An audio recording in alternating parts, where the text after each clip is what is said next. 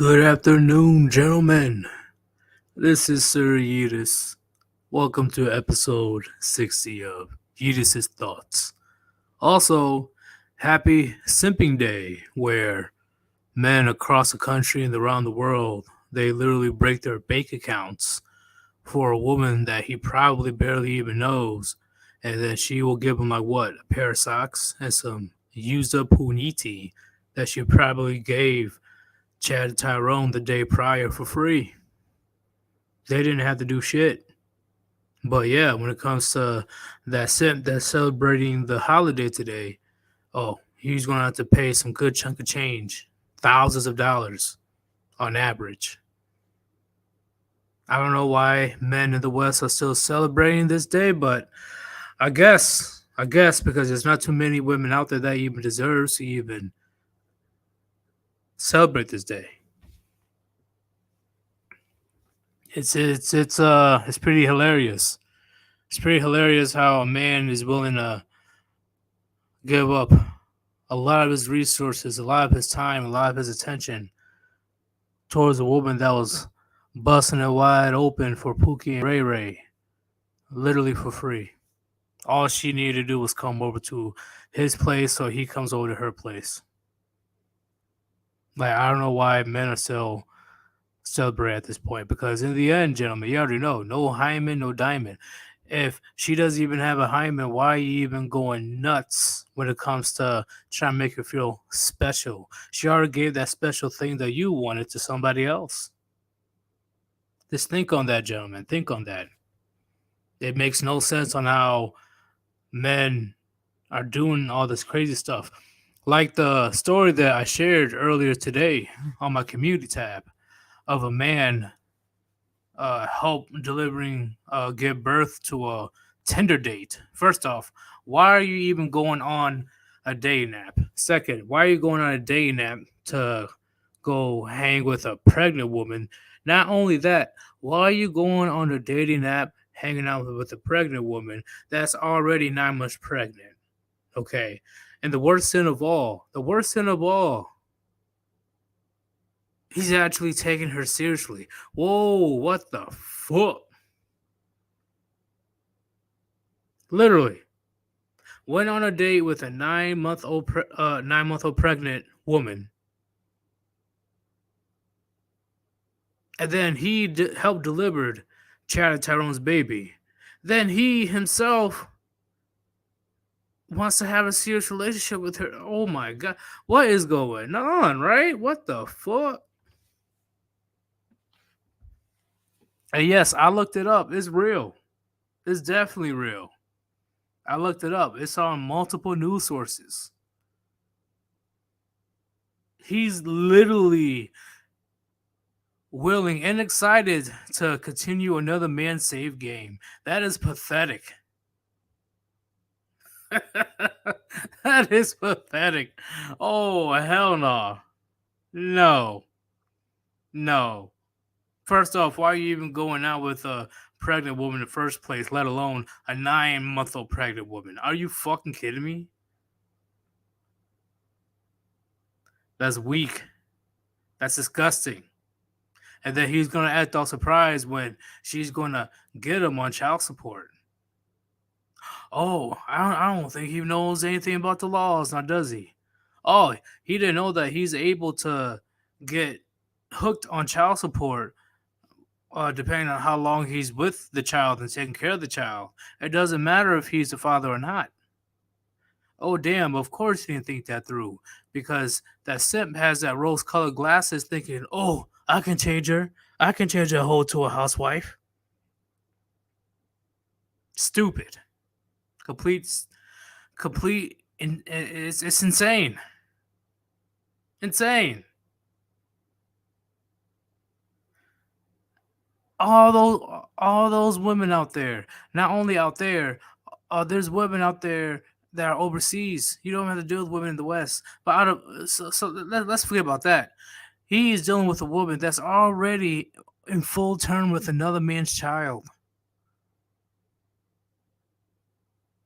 Oh man, I can't be friends with you after that, bro.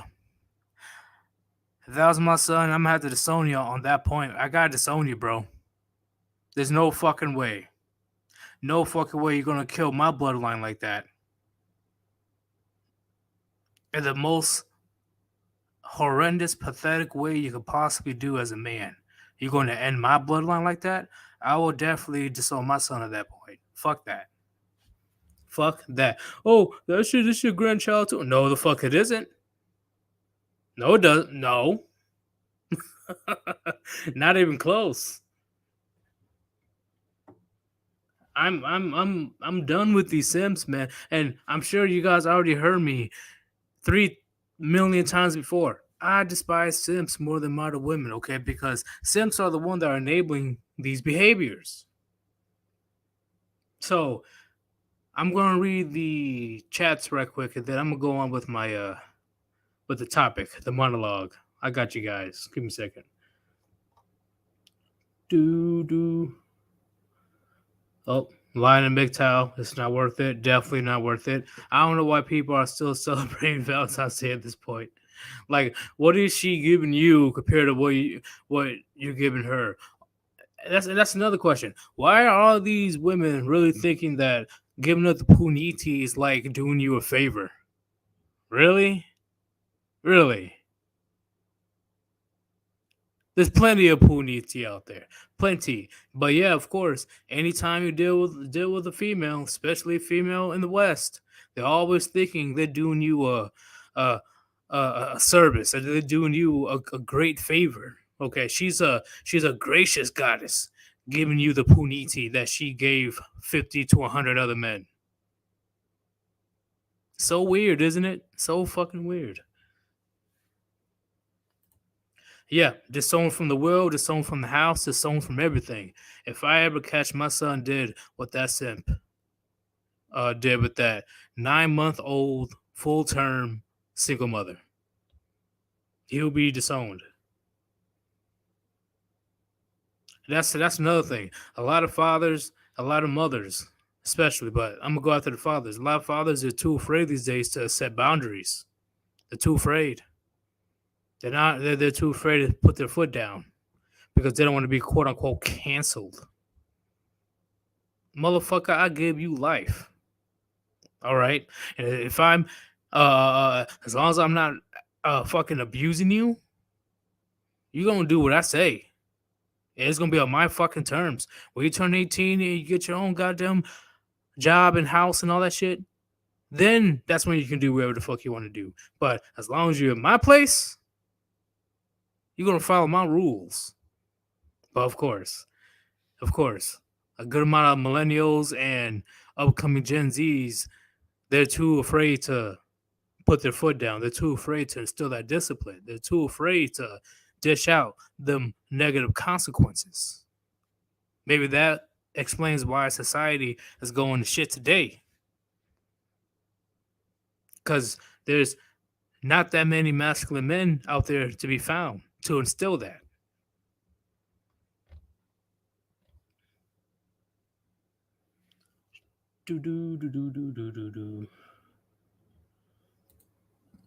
Alan Herman, my little brother spent $300 on his girlfriend's. Oh, and what is she gonna give him? What, a kiss on the cheek? Oh lordy, Dr. Redpill. These male feminists love using sign language. One tries to ask, "Have you ever felt the touch of a woman puniti?" I said, "If I can pay for it and live to get it, it's not high value." Yep, not high value at all.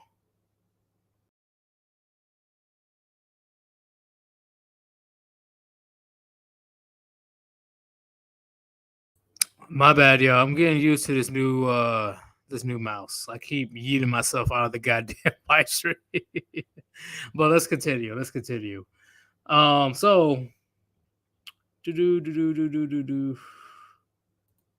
that guy Pete. There's not a lot of women thinking about what they can do to make our lives better and easier either. Box alone is insufficient. But that's the crazy part about today's Western society. That's all they believe they need to get that high value man that they've always wanted. They just need to lay on their back and everything will fall into place. They were never taught how to be mothers. They were never taught how to be wives. They were never taught how to be a lady, but yet they still expect the best of men in society. It's insane. It's insane.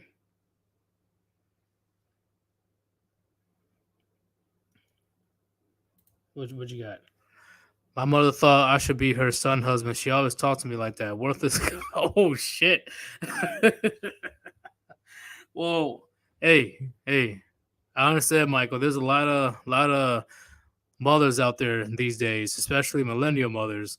They're really trying to keep their sons around as much as possible and chase off any potential female suitors for you because she's afraid that you're gonna run off and just forget about her, which I won't be surprised if you do. That's the that's horrible. That's some controlling, manipulative, crazy shit. And I have seen it often, especially in the black community. What else we got? What else we got? Hey, I won't be surprised if he does, Jonathan. I won't be surprised if he does sign that birth certificate because if he's willing to help a 9 month old lady that he met for a Tinder date to deliver the birth, best believe he'll be signing that birth certificate because he can change her. Oh, he's gonna be in a rude awakening in the future. Oh, it's gonna be hilarious. All right, since we got everything good to go right now, we are going to start the topic very soon. And the topic today is women cope by being proud of bad choices and behavior.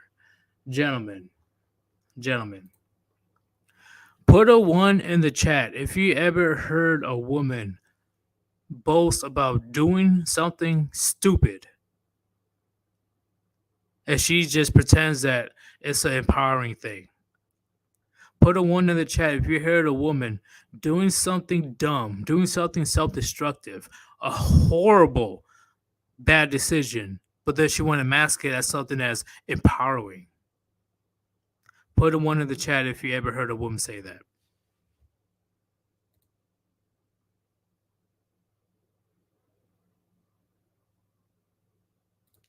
So I say, where the fuck is the video file?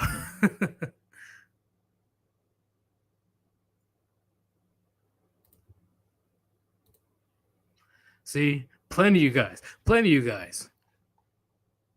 And let me think of a good example, right? Let me see. She likes to say she respects herself, right? She respects herself as a woman, all right? She has all this self-respect. Yet she has 4 different kids by 3 different baby daddies. That's like me saying I respect my Honda Accord, yet I drive it off the cliff a couple of times. That's literally what she's saying. Yeah, I respect my Honda Accord, but let me just drive it off a cliff a few times because I respect it so much. Like it makes no sense. It makes no sense. And a lot of women, they like to mask their horrible behavior and decisions as something that's empowering.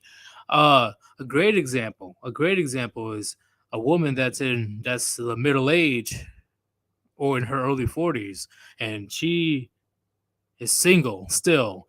In my opinion, if you're a woman that is decent looking and you're still single by the time you're in your mid 30s, early 40s, something's wrong with you. Like horribly. Horribly. Because there was plenty of men out there that will willing to give you a chance. If you're single as a woman and you're decent looking, you're the problem. Not the man, you are. Because a man doesn't have that high standards in the first place. So if you're able to fuck up that bad to the point where you're driving all these men away, you better look in the mirror and blame that person in the mirror that you see every day. Don't you put it on men. Men don't have that high of standards, which, in my opinion, we should make it higher. But guess what? It's not in our biological imperative to have high standards. Because why? Our biological objective is to spread our seed far and wide. So, once again, if you're a woman and you are decent looking and you're still single by the time that you're in your 30s, you're the problem. You're the issue. Something's wrong with you. Just put that out there. So, when it comes to women that wants to brag about their bad behavior and decisions, it got bad tenfold when social media came about. Literally, I don't know why women have this phenomenon, but they literally treat social media like it's their personal diary. Like they really believe that nobody can see it, or they want as many people to see it, so she can get any type of sympathy points from her simps or just attention in general. I got you right quick. I got this one video. Let me play it right quick.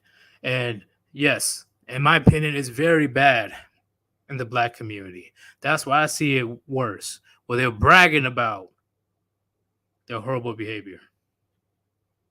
I got you. Give me a second. I held a nigga down for 2 years, and a week after he got out, he fucked his baby mama. Hey, my name is Jada. I was taking this nigga back and forth to work, and he was fucking with his coworker. Hey, my name is Kiera, and I asked my baby daddy to watch my kid, but he said he's not a babysitter, and I still went back and fucked him. My name is Jaysha. I went through to my nigga phone, and he was fucking my best friend. I still sucked his dick the same night.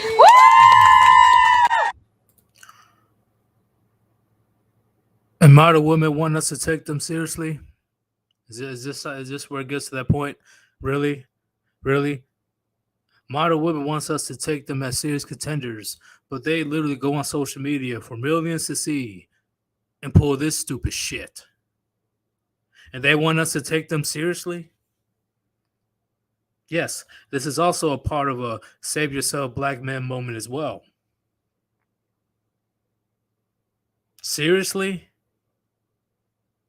Why is no man taking me as a potential wifey material, huh? Why is just no man taking me seriously and proposing to me? Oh, what am I doing wrong? And then they turn around and brag about shit on social media about this crazy shit.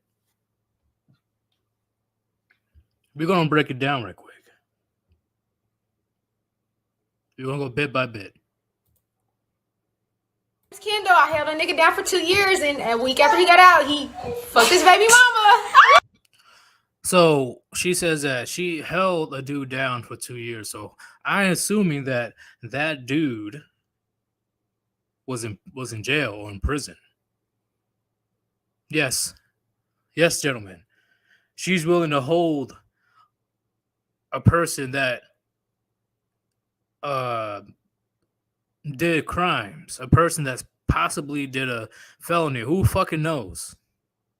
She's willing to hold a dude down that's behind bars than to get a decent man. But these women want us to take them seriously? Just think on that, gentlemen. Think on that. Let's continue. Hey, my name is Jada. I was taking this nigga back and forth to work, and he was fucking with his coworker. So she's taking this man that doesn't even have his own car or nothing back and forth to work. I don't know where he works. And he's digging out the coworker. So of course it has to be Tyrone, Pookie, or Ray Ray or something. Once again, gentlemen, she's willing to put a lot more effort towards Chad, Tyrone, Pookie, and Ray Ray. Hell, adding Giga Chad. They're willing to put in that much effort for them than to settle down with the average good man. And they want us to take them seriously. Let us continue.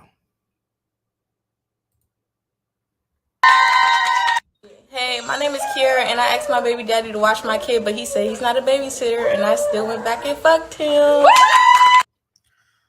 So, she's not with the baby daddy. So I will assume that, first off, they're not even married. Okay. That's her first mistake. Having a kid out of wedlock. So, of course, she became another statistic. And I'm assuming that this dude ain't shit. He's another Pookie and Ray Ray. Say that, no, I ain't a babysitter. I ain't going to watch my own kids. And she still gave this very same man that said, fuck your kids, fuck the kids that I made, fuck them. But still gave him that guac 5,000.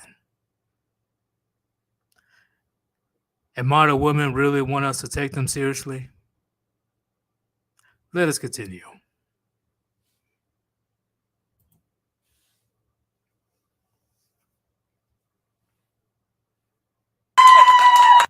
My name is Jaysha. I went through my nigga phone, and he was fucking my best friend. I still suck his dick tonight. So she went through her man's phone, found out that he was screwing her best friend, and still went to Pound Town with him. But remember, gentlemen, this wasn't an average good man. This was a Chad. This was a Tyrone. This was a Pookie. This was a Ray Ray. How much proof do you need? How much proof do you need? And then these very same women have the audacity to ask why men, average men, are going their own way. Just think on that, gentlemen. Think on that. All right, y'all. I'm going to invite some people up in here. So if you guys have an opinion, I want you guys' opinion on this if you have time. Here's the StreamYard links. I'm spamming. Yep. Goddamn right. I am spamming.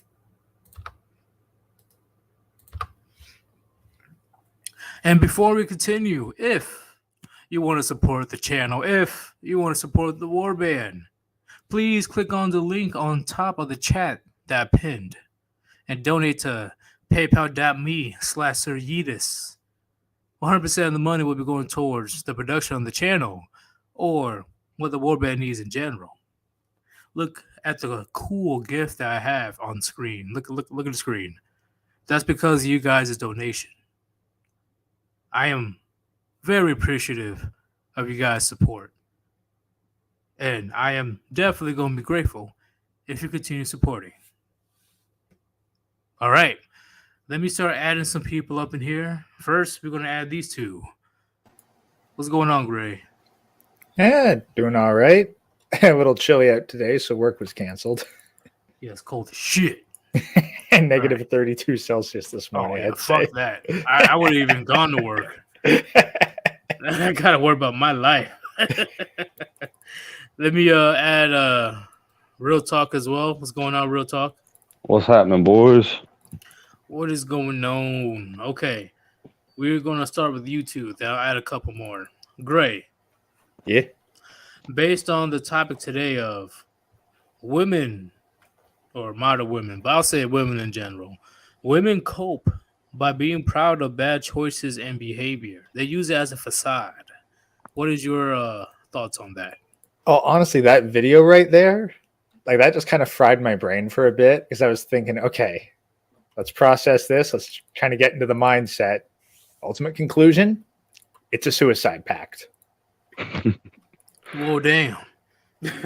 I didn't think of it that way.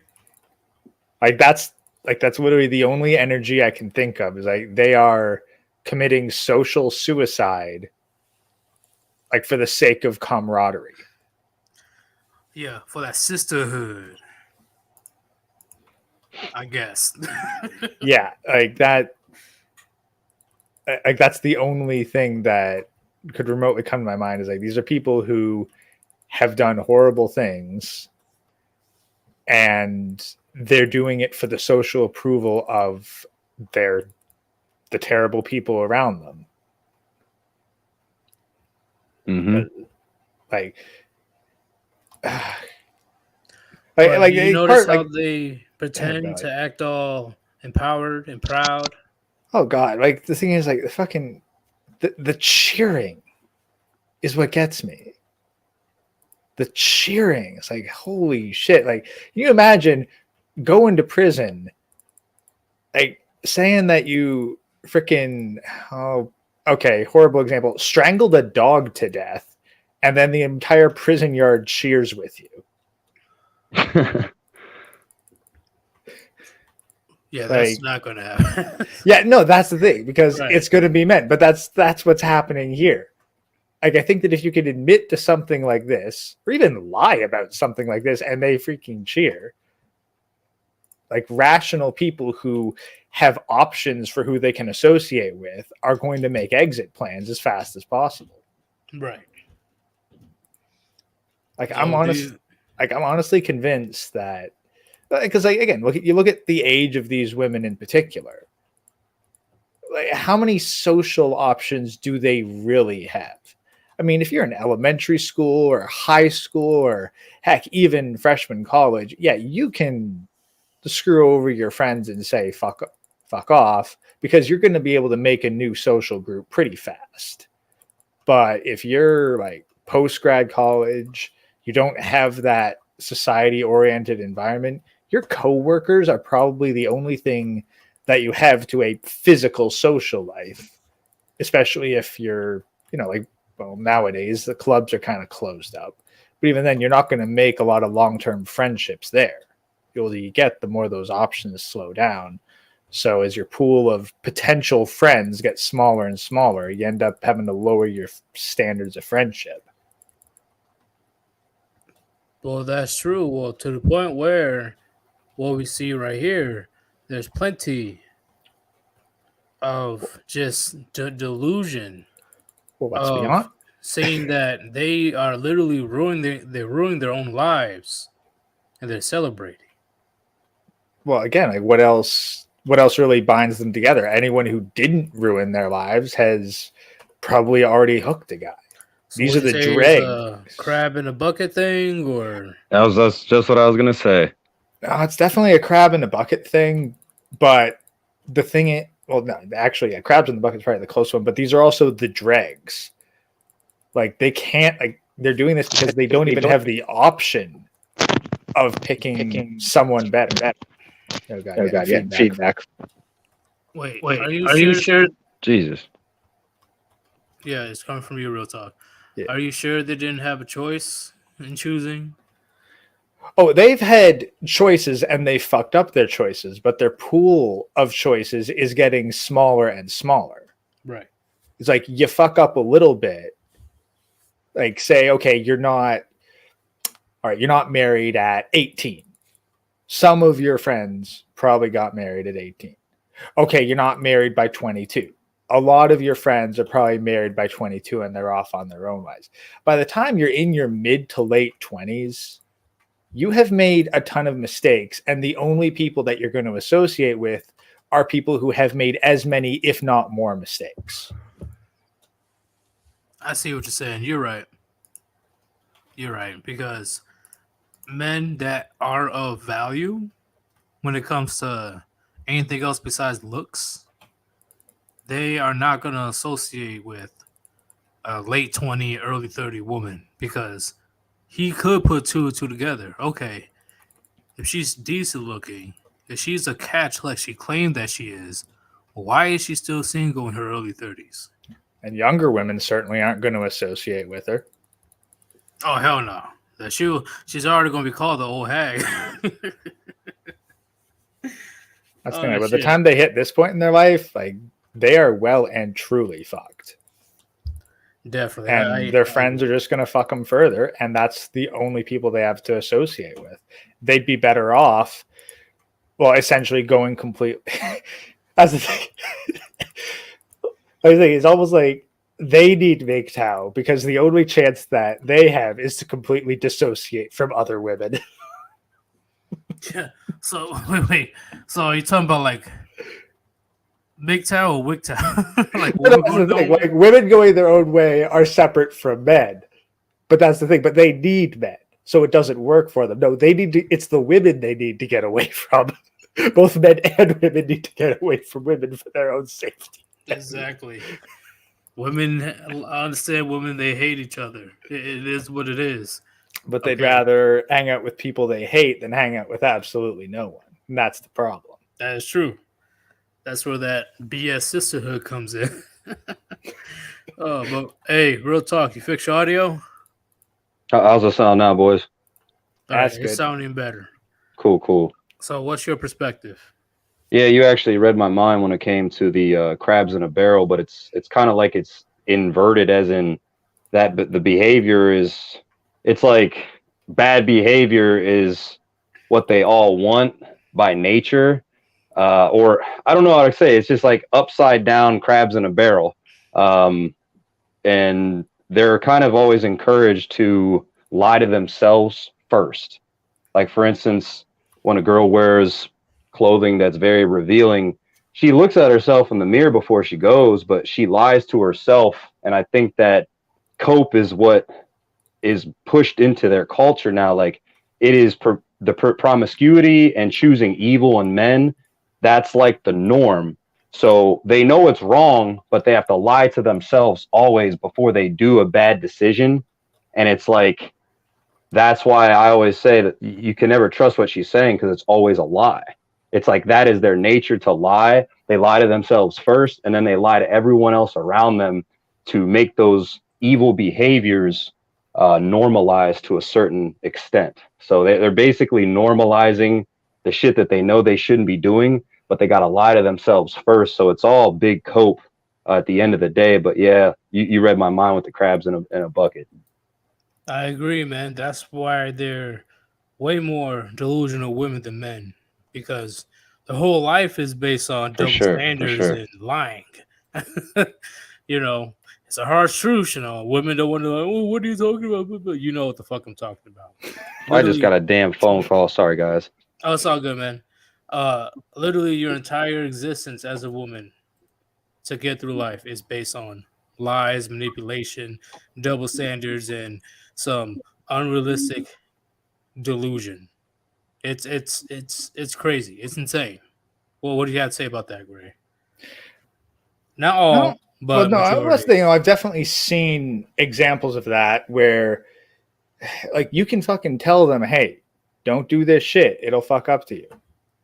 It'll fuck you up. And then hours later, they do that shit and and it fucks them up. They start crying and whining and moaning and bitching, And talking about and rationalizing. Like, they've got this built-in instinct to defy. Like, again, it's like a child. You tell them not to do something, that's exactly what they want to do more than anything else. That's why I believe the story of Adam and Eve ain't far off at all. That's They the thing. always want to do the Eve opposite. probably wouldn't have taken shit from the tree if God hadn't told her not to. Like Yeah. we said, we clearly told you not to take the apple. He's like, but that's what made me want it more. No, actually, story of Pandora, Greek mythology. Like, told her, hey, look, here's the box. Though it was a jar, but like, don't open it. You're like, well, why not? Just don't open it. She opens it, and then there's all the evil in the fucking world spread out. It's like, you dumb broad, I told you not to fucking open it. Like, my curiosity got to me. And that was the thing that Pandora was created with. She was created with curiosity, so that she was made to be appealing to men, because at that point in Greek mythology, there were no women. Pandora was the first woman made. And she was made as punishment for stealing fire. And so they made her, beautiful, attractive, all that kind of stuff. But they also gave her curiosity. Well, who's that one guy that created Pandora? His name started with a P. Started with a what? I think his name started with the god. Well, Pandora or created fire? You're thinking Prometheus. He's the one. He's the Titan who stole fire. Yeah. Yeah, Pandora was created as revenge against him. Yeah, I felt kind of bad for him though. Not gonna lie. Oh yeah, no, he suffered pretty heavily for that transgression till Hercules bailed him out later. But in the end, though, I do see where you're coming from. Like it's just for some reason, like most women, they have a curiosity of children. When you tell them not to do something, when you tell them it's not their business, when you tell them to just leave it alone, for some reason, it just makes them want them. It makes them want to find out more. Well, that's the thing. I think. Okay, so if a guy tells you, "Hey, don't open that box. I've booby trapped it." Like you as a guy are probably going to go, "Yeah, he probably booby trapped that. Yeah, I'm not going to open opening it." that fucking box. Whereas she's going to go, "That's exactly what I would say if I had something really valuable in there and didn't want anyone to open it." She would lie, so she assumes that anything said as a safeguard against her is really meant to restrict her from something awesome. Mm-hmm. So she was just gonna waltz over there and just see what's in there anyway, but then freak out when both her fucking hands are missing. Yeah.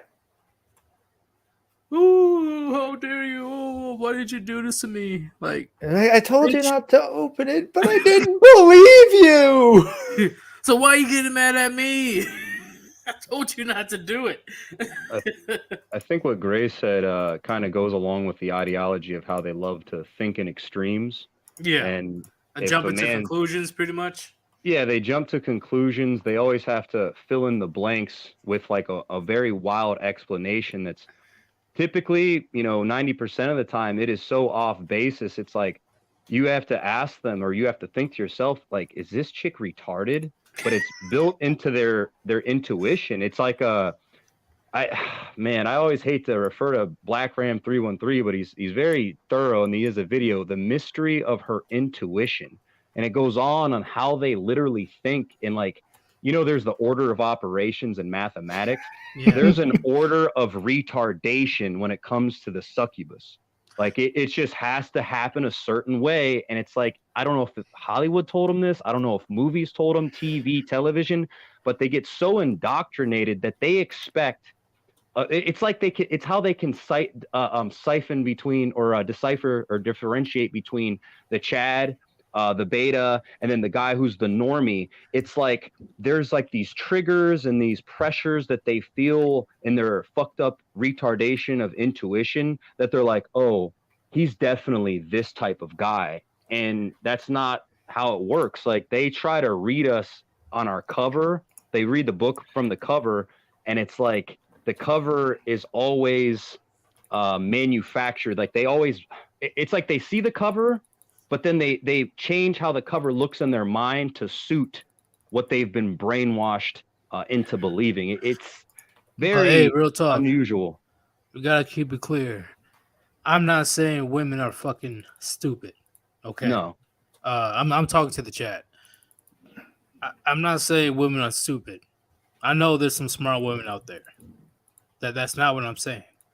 It's just when it comes to decisions, or them making their own decisions, or them conducting themselves in public on their own with no male guidance or anything, they're fucking horrible at that. Their decision making is trash when it comes to that. Well, why? Primarily, they base their decisions in those situations on feelings. Okay. I'm not saying that women are stupid, but when it comes to those two situations, they're fucking horrible at making their own decisions and knowing how to conduct themselves in public without an authoritarian or authority, all that shit. So, yeah. No, I think that's where it goes, because our order of operations as men is so fundamentally opposed to women that it's really hard for us to get into their heads.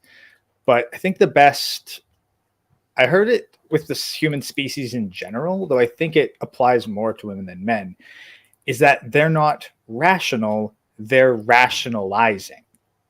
They feel, and then they use their logic to rationalize why they feel. Hey, can I stop you right quick? Yeah. There's two types of intellect, in my opinion. Just the basics: book smart and common sense. They can be book smart. Free Ross. They could be book smart. There's plenty of book smart women. Would you guys disagree, Gray? I guess in the sense that they've I'm just saying, just book smart colleges and shit. There's a decent amount of women doing their thing in their selective fields where they're pretty smart at.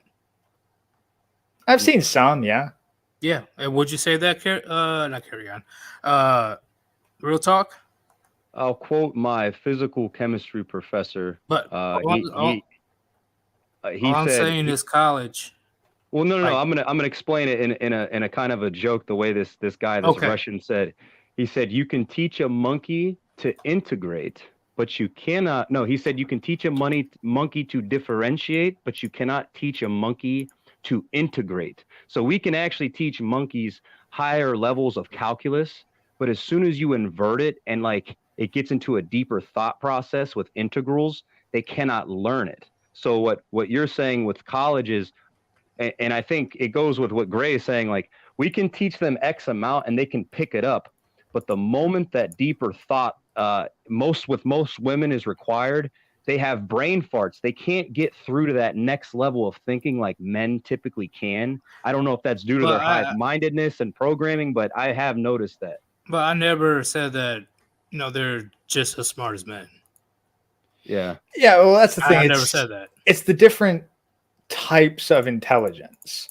I'm talking about just working in their field when it comes to being a fucking nurse, a teacher, professor. Okay, but that's the thing. But how much? I'm just saying, just book smart. That's it.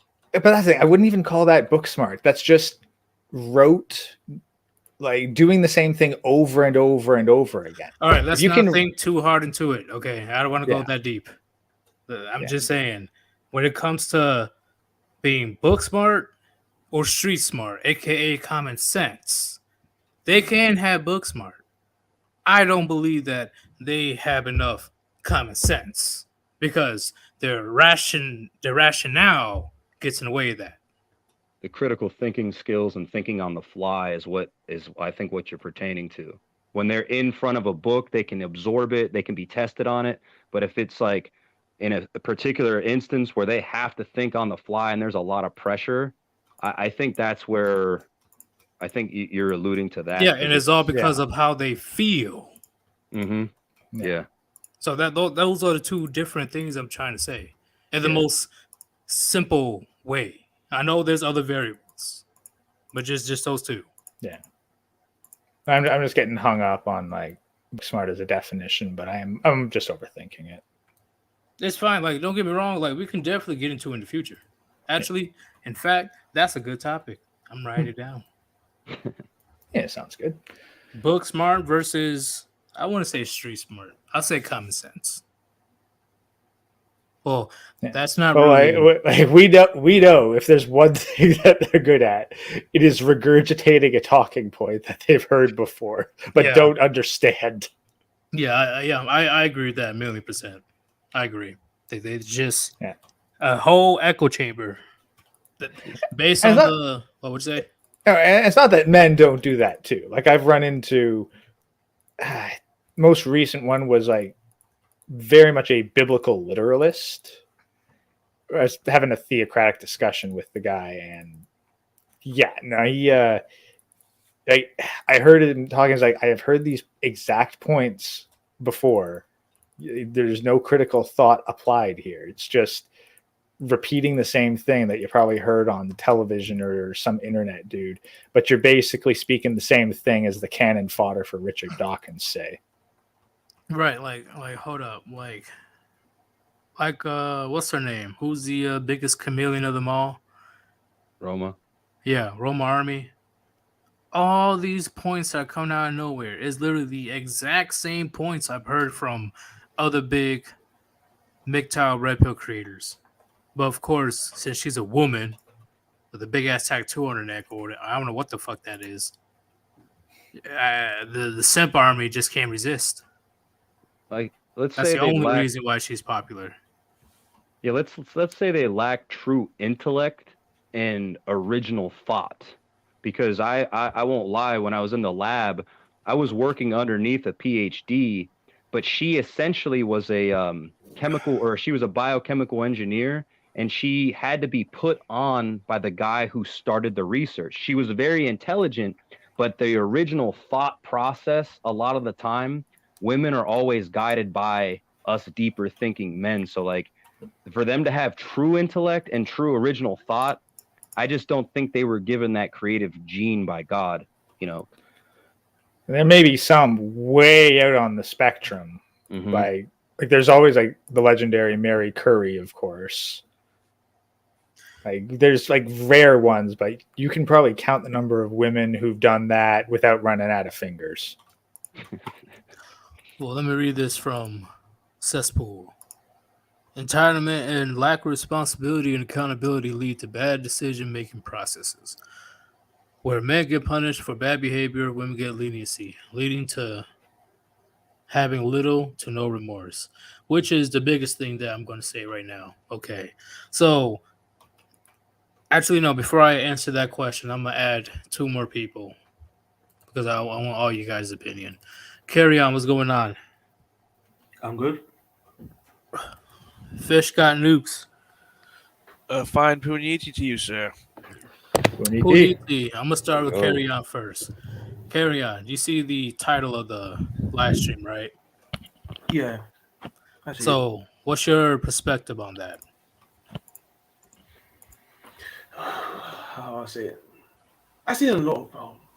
Yeah, people do take bad decisions they make and make it into like I did this, I got through it, and I'm a better person now, or I'm strong, or something like that. It could be something real dumb sometimes. Like I got robbed, but now I know I won't get robbed again. But like you got robbed by someone that was like it's a scam artist, and they were obvious scam artists. Everyone said they were a scam artist. They had a giant like billboard saying I'm a scam artist, and you got scammed by them. It's like that doesn't make you like you went through shit. Yeah, you got your marks, but you got it from a dumb reason. It's like someone went to like soldiers in the past how they had battle scars, and as you see some guy coming like, yeah, I got battle scars. It's like they're cat marks, and it's like, really?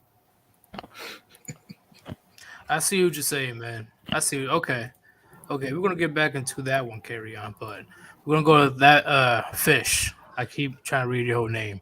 So how do you feel Yes. about women coping by pretending that their bad decisions and behaviors are empowering?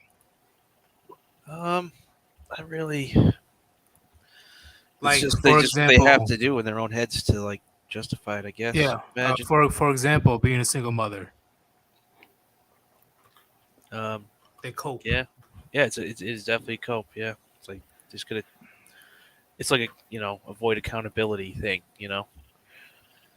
It's pretty much all I got. My man ain't shit. Oh, he never comes around. Oh, I take care of 3-4 kids by myself. Oh, I got 1 or 2 jobs. Oh, I am a strong and empowered woman. But turns out that she's literally keeping the father away from the children just so that she can continue getting those child support checks. So it's insane. It's insane. Like, you see how much contradictory, so much contradictory that can happen within one situation. Well, even if she's not keeping away the father, she picked a dumbass that she knew will never actually take care of the children in the first place. But because of how she feels, she didn't give a damn at that moment. So God. when it comes to that, right? Who?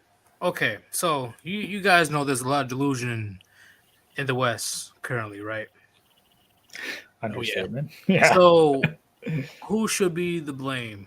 Because personally, I will always and forever blame the hardcore simps.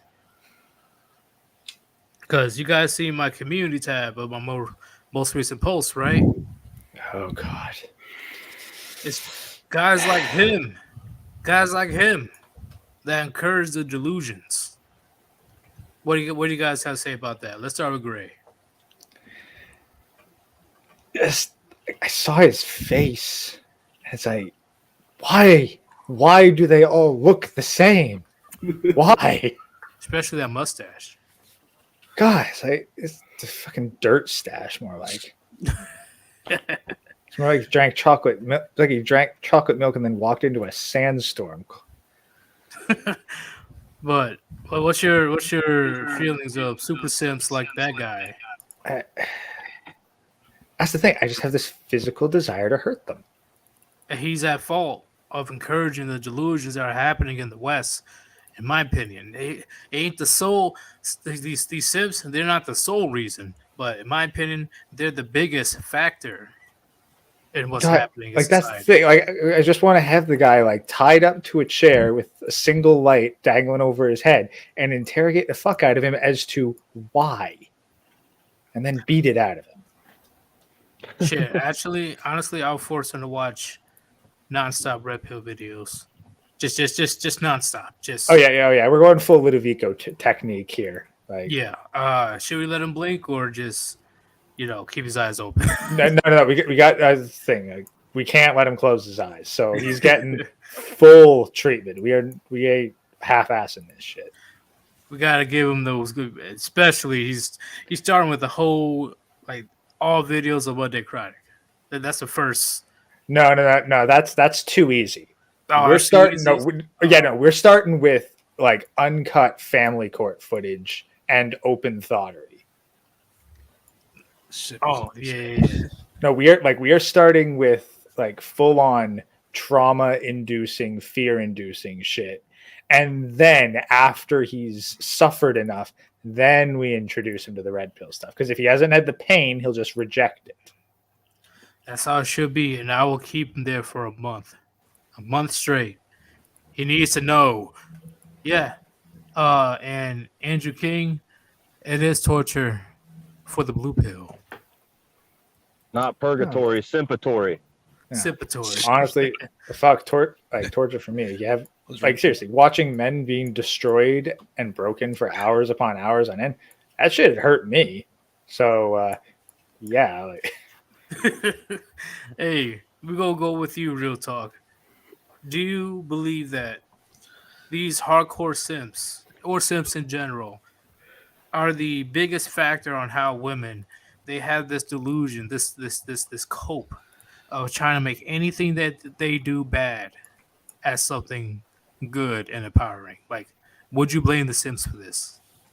Of course, because they're literally acting as the source of life. They're literally the sun to these women. These women get all of the extra benefits and power that should not be granted to them via these men because they have like unlimited energy to give these women. Number one, because they don't believe they're worth anything. They can't look in the mirror and say, I'm a prize, because I don't know if they've been programmed via their mama who might have been domineering over their weak father, or there's a single mother, but whatever it is, these men have been so heavily influenced to think that they're, toilet paper, but they're so willing to be the toilet paper. It's unreal. Like the delusion in the simp it has to be greater than the creature, because of the fact that if the delusion of the simp was lesser than the creature, then we would be able to catch up in this battle, in this war, but we cannot catch up because he's more deluded than she is. mm-hmm. And unfortunately, many of them, they're only doing this so they can get laid. And they think that they don't have any other way to get laid. They can't possibly think, if I just put in the effort for 5 years, then I'll be able to do 100 times better than this.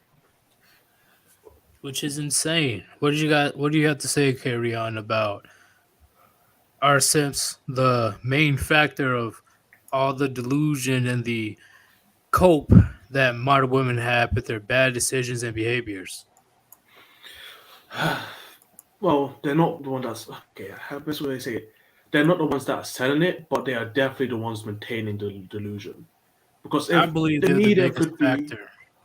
yeah, the media, well, they have to be, because I could sell you something that's faulty, but if someone keeps on trying to fix it all the time, let's say I build a castle and the castle's crap, and someone keeps on building and fixing the castle every time it gets broken by just the castle's bad design, and they keep on doing it over and over again, and the people that own the castle are paying them anything or not from paying them at all and treating them like shit. That person is the reason why this castle that's horrible designed is still maintaining and being ruled by these shit people. They said it was daft to build a castle in a swamp. And so it is anyway.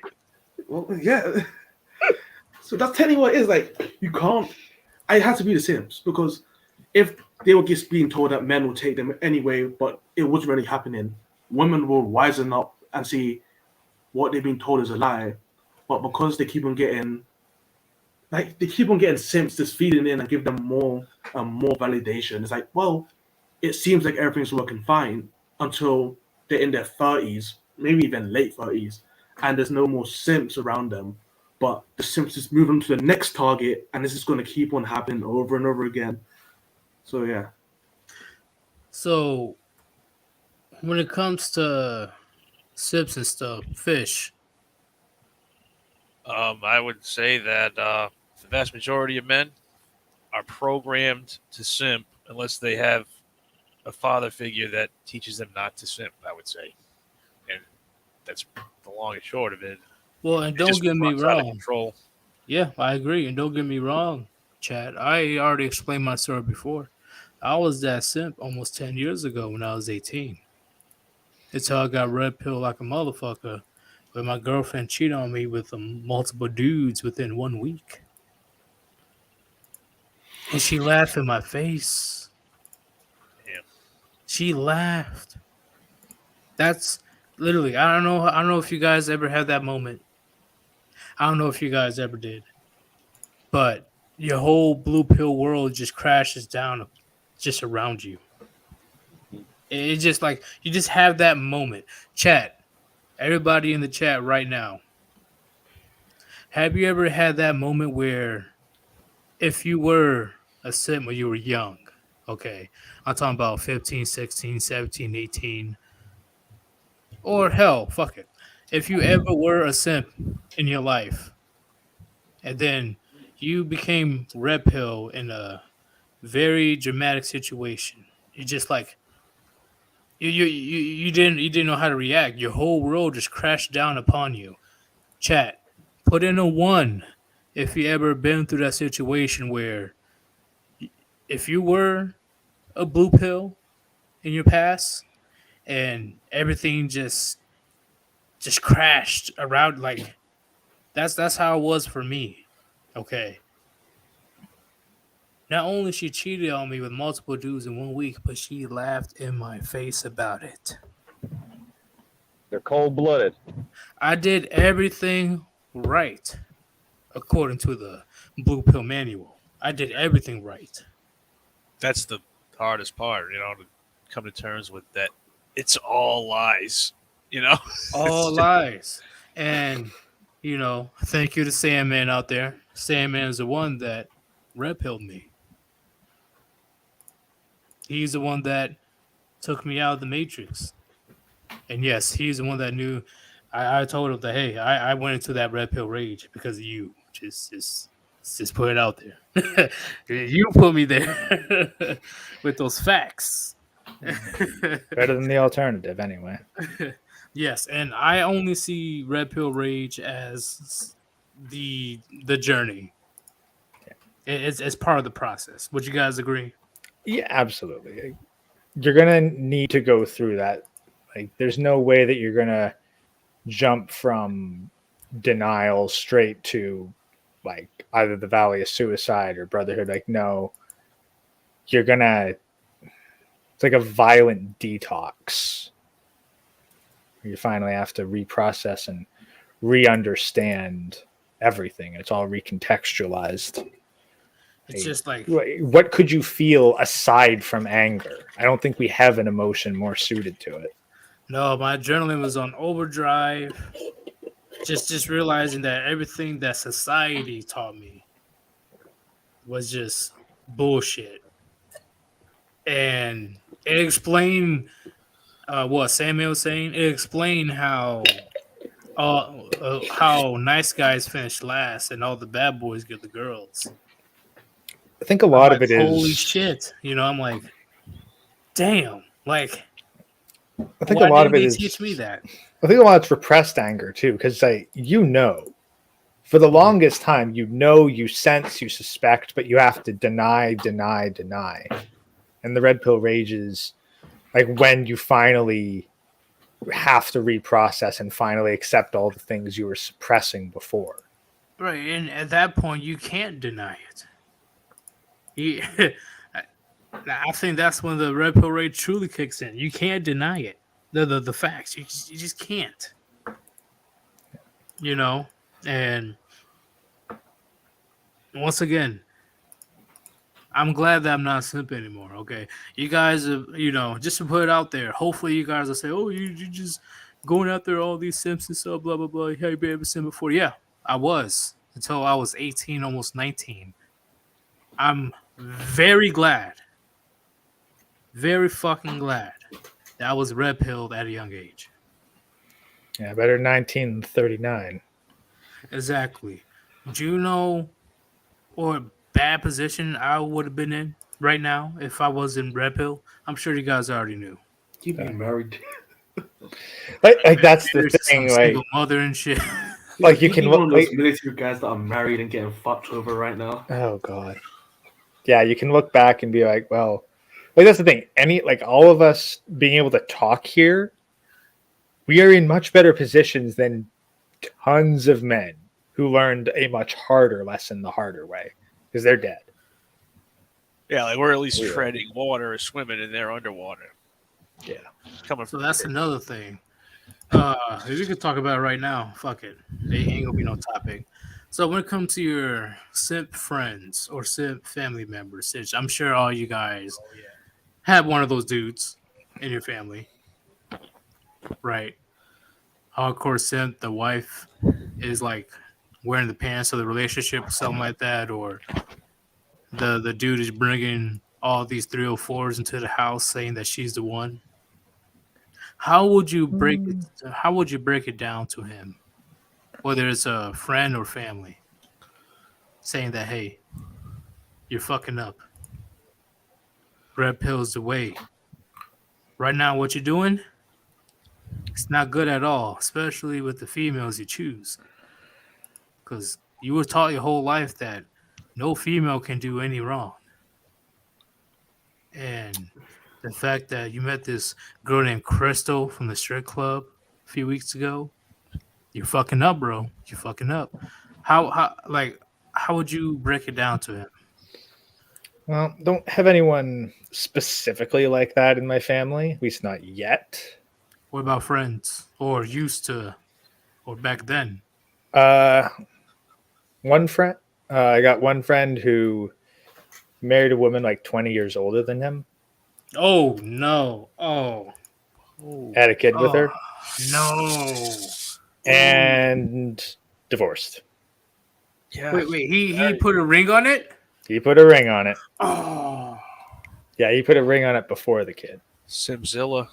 What the So Does she already have a child? No. I'm assuming she was 38.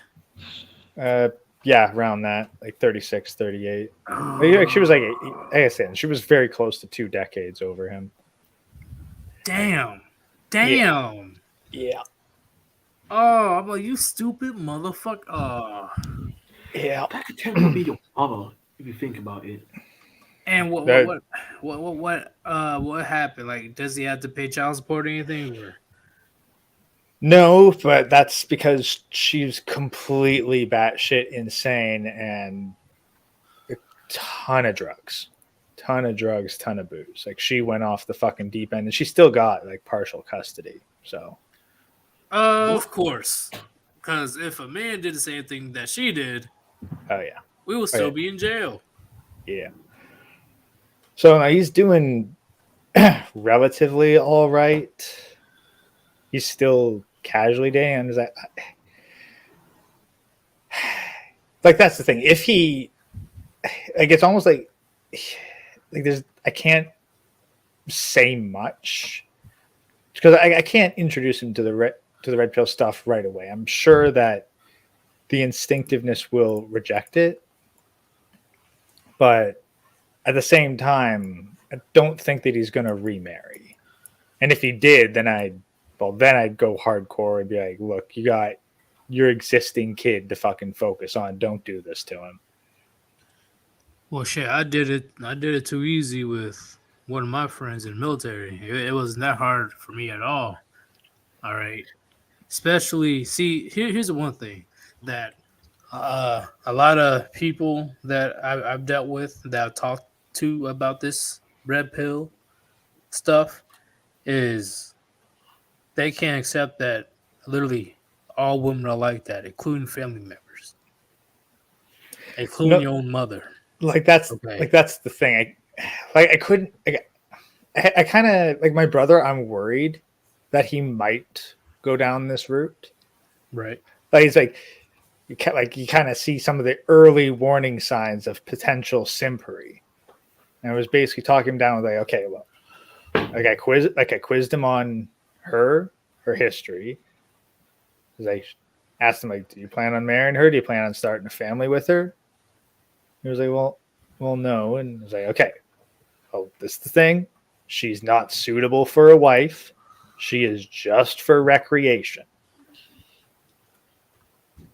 Like trying to break it down into that, because going into the deeper stuff, like I know that he'll outright reject it, and the dude's got such a golden horseshoe up his ass. They probably think that's the thing. You have no idea how much of a fucking golden horseshoe this guy's had. There's so many things he's done that probably should have fucked his wife up, but haven't.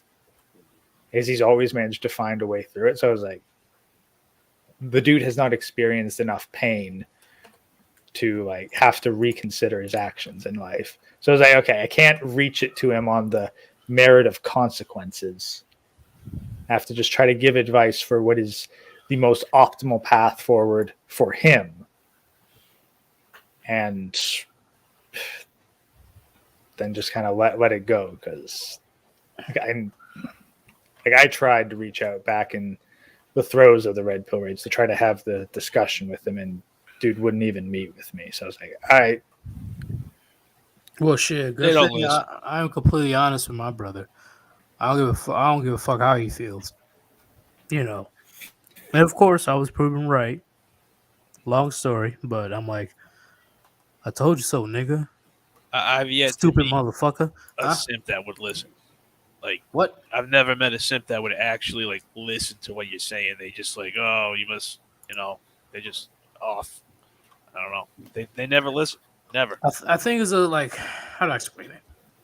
Because it also, I agree. Yeah, there's plenty of simps that refuse to listen because they don't want their delusional reality to be challenged like a woman.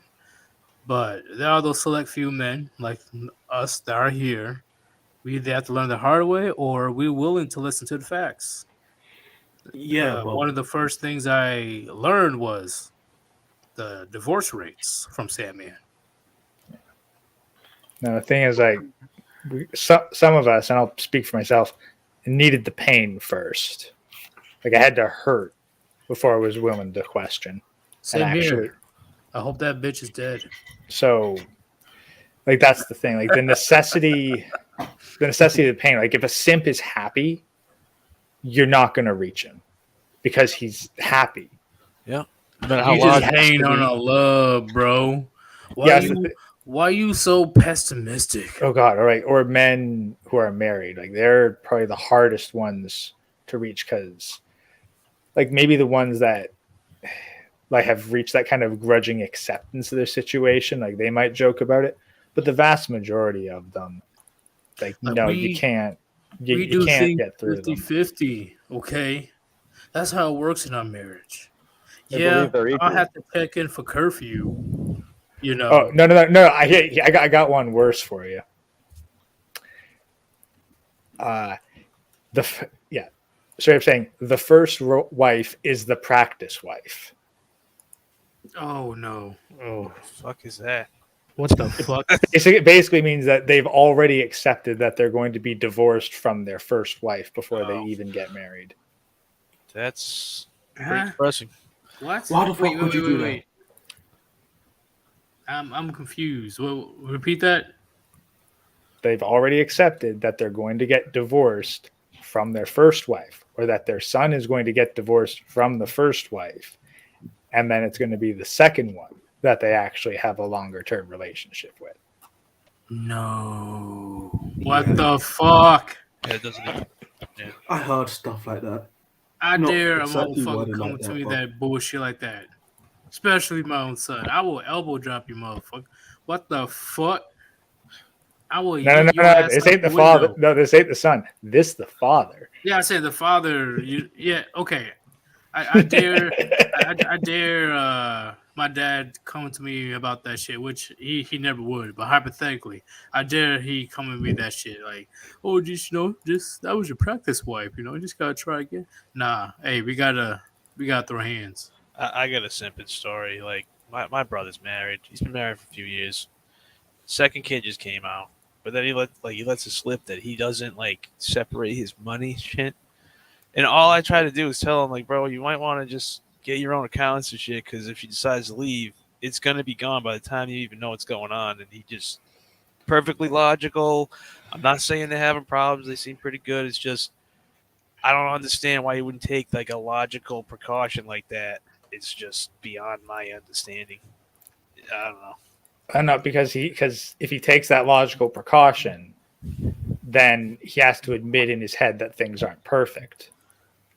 I get, yeah, pretty much, huh?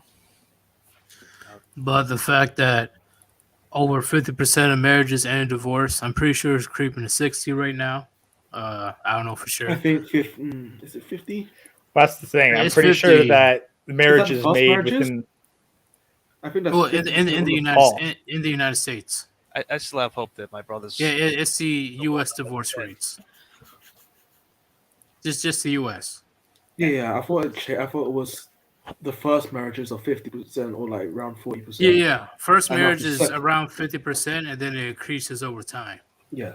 Yeah. Well, and that also, but the thing is, those stats also include marriages that happened like half a century ago. So, like, if you're talking about what's the odds for a modern marriage, 50% is probably way underestimating it. Well, then I'll say close to 60. That'll be the safe number for now. I have to go Yeah. research again. Still might be lowballing it, but Yeah, I know. Yeah. And I'll say out a of good all 70 divorces, close to 80% of all divorces are initiated by women. And what's the number one reason why women divorce? money. Finances. Finances. Yep. 2008 So- was proof of that shit. Oh, and 2020 as well. Mm-hmm. And it's still happening, at least, and especially among celebrities. It had become a huge trend the last couple of years. Huge trend of women divorcing their man. With celebrities, you always got to wonder how much of that's manufactured too. Like how many of them are just getting told by their agent, "Look, you got to get relevant. You got to get in the news, and this is what you do to get in the news now." Well, at least I know Dr. Dre is definitely not for a relevant reason. I don't know why that motherfucker married a lawyer. Like, you stupid. Like, I'm saying, like, why would you marry a lawyer? Fuck. Like, no wonder you had an aneurysm, okay? You can't compete with a fucking lawyer. Like, Probably sees her drafting up the divorce papers herself. It's like, oh, honey, what are you working on the table? Our divorce papers. What? Well, if she All could right, be she her won't own be lawyer, that does honest. that She'd be mean like, you have "Oh, to just pay for working on her? our finances because you're a billionaire, right? How much you're making again? What's your annual salary? You know." He's probably still going to pay her to be her own lawyer too. That's the funniest part. See, I'm glad he's out the marriage. Okay, even though he shouldn't have married that bitch in the first place. I'm glad he was able to get out, and he's still fairly rich. Okay. Well, yeah. But Like, when it losing. comes to average men, right? See, this is what okay, here's a big thing. Here's what makes me annoyed where women are like, "Oh, you don't got that much money like Dr. Dre, right? So why are you worried about it? Why are you worried about him giving up all that money? You're not that rich." What do you have to say about that? Because it did happen on social That's the media. fucking point. That's You the don't simp have this subjective money. thinking. Like, if you've got, I think in video game terms, if you've got 1,000 hit points and you lose half of those, you still got 500. If you got 10 hit points, now you're down to 5. Fucking Sif Breeze will wipe you out at that point. Exactly, and it just annoys the fuck out of me. Like, are you really gonna? It's not about how much money I lose, it's about how much I'll have left afterwards. Regardless, I gotta lose a shit ton because she isn't happy anymore. It doesn't matter what tax bracket I'm in. Yeah. You selfish bitch. I'm like, fuck out of here. What are you talking about? I'm the one that busted my ass for decades. I'm the one that's going out there and getting this money for decades. Yeah, next time they pull that up, just get a bunch of those. Just start. We really need like some of those female text to speech things so that we can like make digital reings of like the Adele stuff. Right. Oh my god, that was so funny. Like that's the thing. Like it's kind of hard to convey through text, so we need like fucking female text to speech, just specifically to recreate audio recordings of all these women reeing over the same things that they tell men not to be concerned about. Well, yeah, that's the worst. What do you mean don't be concerned? What are you talking about? You're only concerned because it's a man that's getting screwed and not a woman. Exactly. And when the two very famous women, Adele and Halle Berry, they got screwed over in court. Oh, these women, they had an uproar. What do you mean Halle Berry had to pay child support? What do you mean Adele had to pay alimony and all that stuff? What are you talking about? Oh, so now you know how men have been feeling this whole time for the last 70, 80 years. It's like you're telling men to walk off an axe wound and you get a paper cut and start screaming louder. Yeah. I'm sorry. That's a like good analogy. I'm sorry. Knife sticking out of your back, and you're like, yeah. Oh. Isn't that California's Bitch, what like, the fuck are you crying for? Isn't that like I'm missing an arm. Yeah.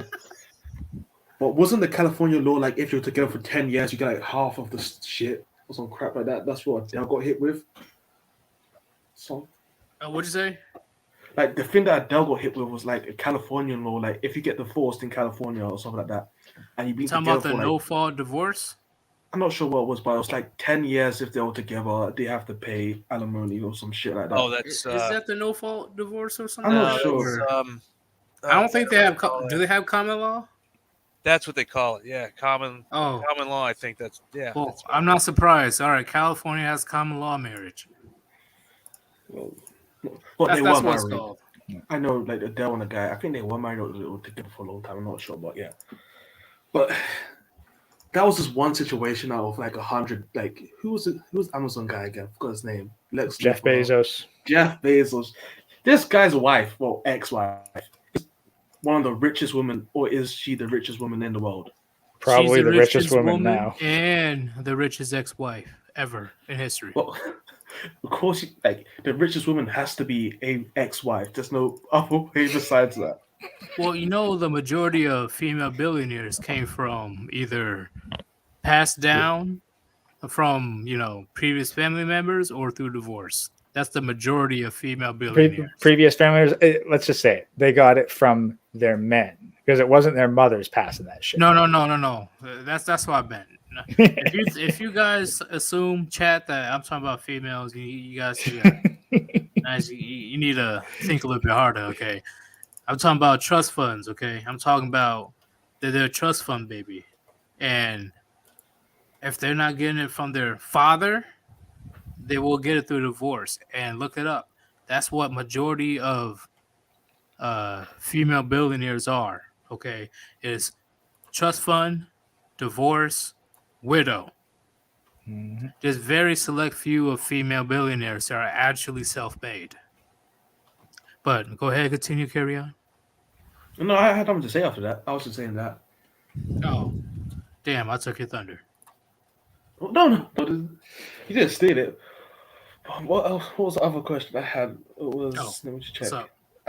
No. I was thinking about something again. I fucking lost it. Now you can speak. I lost the note that I had, so you can talk. That's So damn good. train of thoughts. Okay, no. derailed. Okay, now I got was. Do you know the video that you were showing? Like all those. Oh my days, the video. All those four. Jesus Christ! It was extremely painful because these people will be the same people to complain that men ain't shit, but it's like, you know, they ain't shit. They promoted that they ain't shit, but you still sleeping with them. Yeah. Like, you want the men that ain't shit. It ain't that all men are shit, just the men you want are shit. So that's just means like you're promoting that behavior in that person. Let's say if I had a dog that like tearing out my carpet and my settee and all that shit, and after I kept giving him the food, everything, he did that, and the dog keeps on doing it. I promoted dog shit on the dog carpet. shitting all over the house, and like I keep on feeding it every time it does it, and I don't reprimand it. The dog's gonna keep on doing that because I am promoting those actions, even if I don't do it openly and like, oh, I am promoting it, and like, oh, keep on shitting. I am doing it subconsciously, and the dog's gonna say, oh, if I keep on doing it, it's all right. I'm still gonna get what I want in the end. So, simps and women like them, if they complain about, oh, I got fucked over, it's like, you fed the beast, and the beast attacked you when it was always trying to do it. It just got big enough because you kept on feeding it. Yeah. That's And that's and that really, that's the thing. Like, if you reward bad behavior, you can't really be surprised when their bad behavior results. If I could chime in, it's pretty deep when we actually try to conceptualize. Besides them loving evil and always wanting to know what bad feels like, I actually had a distant female cousin. She pretty much admitted that they do not want to talk to men who are accountable, because if the man is accountable, if the man has something going on, he's going to expect more of her, and her behavior can't be this free roaming ideology that's wrapped around her feelings. So it's like when they're in their youth talking to the quote unquote bad boy, that bad boy just lets them fuck off and basically do whatever they want as long as he's getting the box. So the guy who might have some decent genetics, who has something going on, might have his own business, might have a really good job, he's holding himself accountable on so many different levels. It's like so repulsive to think about a guy who might check her, who might require her to act differently outside of the hive mind. So that's one thing. When she told me that, she's like, yeah, when I was 23, I would have never went for the guy that I'm going for now. Yeah, he had some resources, but he wasn't loaded. He was a decent looking dude, but she was pretty much like, at 33, I need to settle down. Like, they get worn out of being evil and choosing like the bad boy, because like they know the bad boy is not going to lead anywhere. They always have to gravitate to the simp. But in their youth, they're so unaccountable. They need something to accompany that unaccountability, and that's a bum. You know, a Chad, a Tyrone type dude who really just doesn't give a fuck about anything. Hey, that makes sense. That makes sense. A lot of women, they don't want to be held accountable in their youth. I don't think they want to. They don't want to be held accountable. Period. If there were a bunch of bum men who were sorry, if there were a bunch of bum men in their 30s and 40s who were still willing to throw a shit ton of money at them, then they would. It's just that the only men by the time they get to 40 and 50 that have money are the ones that are accountable for shit. But you get what I'm saying, though. Yeah. It's especially in their youth.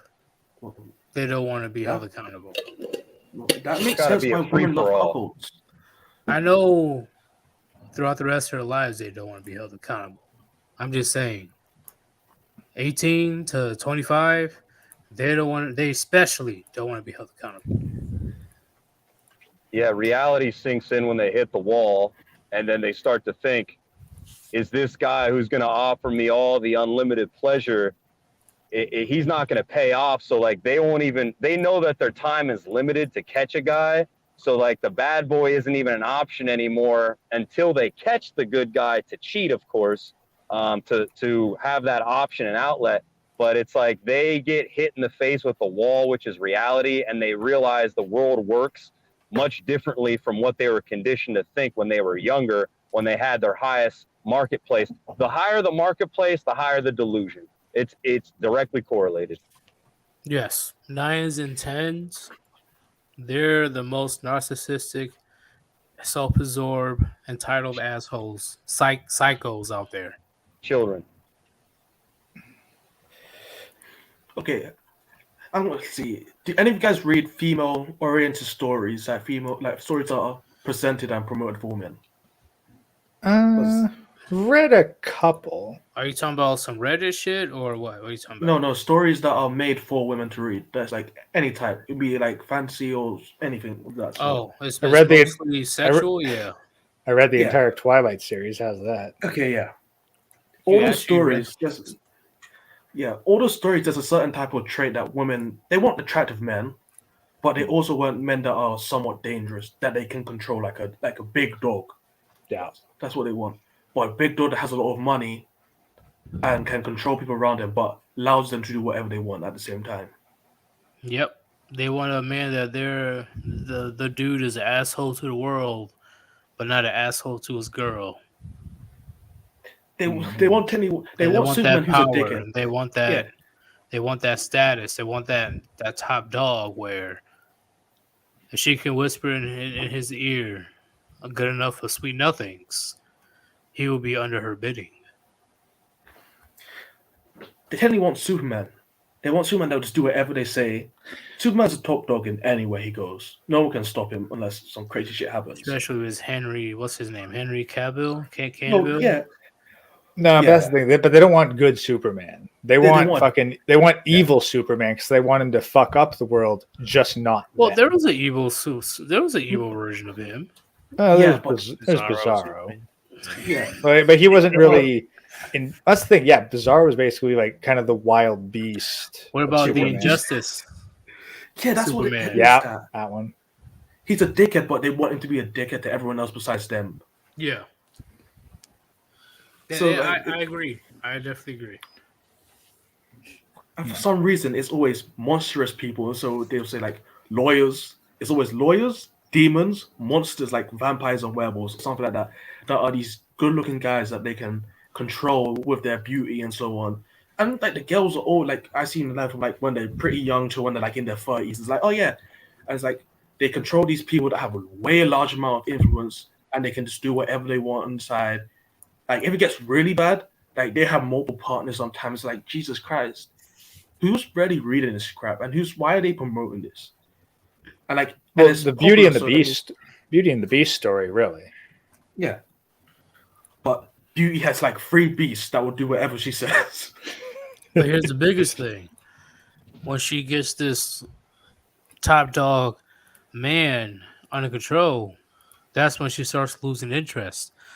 That's the oxymoron. That's the weird female mind. As soon as the pimp hand weakens. Yep. She just start losing respect and attraction. It is what it, there's too many examples out there. Nobody can disagree with me on this. Oh no, 100%. 100%. I got a funny one, but Once Superman becomes what's Superman's alter ego? Clark Kent. Clark Clark Kent. Kent. Once Superman becomes Clark Kent, she's gonna be looking for another Superman or another superhero. Oh yeah. Well, and that your turn. No, you can go. I'll go after you. Okay, well, basically, like exactly like it was in the video. Like, girl checks her man's phone, finds that he's sleeping with her best friend, and she still gives him a blowjob. It's like that's the thing. Chances are finding evidence of her man cheating on her is like makes him more appealing to her. Yeah, a It's like a girl wild does animal. not. Oh, continue. Okay, so yeah, I like a lot of comics, and throughout the stories, like for like long time, Lois Lane never liked Clark Kent. He was a nice guy to be around. She always had eyes for Superman, and even though they were the same person, the same personality, but just the idea that one was Superman was what she was drawn to. She never cared about Clark. She would actually date Clark sometimes, and have to go cheat with Superman. So it was like, if so, it was like, wait, Now it's cheating. she doesn't really care about the guy. He's nice to her and he'll buy her stuff. And it's like after a period of time, it's like they got together, but it's like she doesn't love Clark Kent. She loves Superman. And it was obvious to people that knew. Like, I believe all the things that Red Pill and all this information and truths that we know have been around in media for a long time. It's just that everyone turns a blind eye to it because it's uncomfortable. So we've seen it for all our lives. We just don't want to point at it. Our parents saw it all their lives. They just want to point at it, and then just let it slide. And we're seeing the truth, but we turn a blind eye because we see it because it's uncomfortable. It's disturbing. It's the ugly truth that everyone wants to like disappear, but it's just always going to be there like a child that you don't want. It's like it's there. I can't get rid of it, so I'm just going to turn a blind eye and going to neglect it, and so on. And not I don't think too much about it. Like you accept it so much that it's like it's a familiar trope and you laugh at it. But as soon as you start thinking about the implications, it stops being funny. I've got a good Marvel reference with Spider-Man. You guys remember when the symbiote came from outer space and Spider-Man got it on him first? These girls, when they in their youth, they want Eddie Brock and they want Venom. But as they grow up, they want Peter Parker when he got the symbiote on him. And Peter Parker couldn't keep it on him for too long. It was just too bad. It's like they want Peter Parker with the symbiote for all of eternity, and it's impossible. Yeah, They because want the him to symbiote go will take back. him over. And gentlemen, you need to understand. I'm talking to the chat. You need to understand. Women, they are physically attracted to bad boys. Physically. It is what it is. I guess you could say that's a black pill shit, whatever. I don't know. But they're physically attracted to bad boys. I'm sure nobody here can disagree with me on this. Well, that's When it comes to their behavior, and I'm talking about young women. I suppose you have the odd woman who would find that a turn off, though. Like, well, you know, well, that's the saying thing. Like, majority can the bad of women but the majority, yeah. will could like the bad boys. behavior could the bad behavior override physical shortcomings? Like if you got a short, In my fat, opinion- balding asshole, does that override it? In my No. opinion, no. But certain things that will override it is your height. If you're not 6 foot, yet you're not too short, they'll look over it. Such as if you're like 5'8", 5'6". If you are a bad boy and you do a good job at it, they'll overlook your height. Because being a quote unquote bad boy shows a lot of the masculine traits that they're looking for. Gets into the psychology and short circuits their decision making. Yes, which is why I explained countless times before in my previous videos. You have to manipulate on how she feels. That's the biggest factor on when you're trying to hit up a woman. Okay, you have to manipulate her emotions. It's that simple, in my opinion.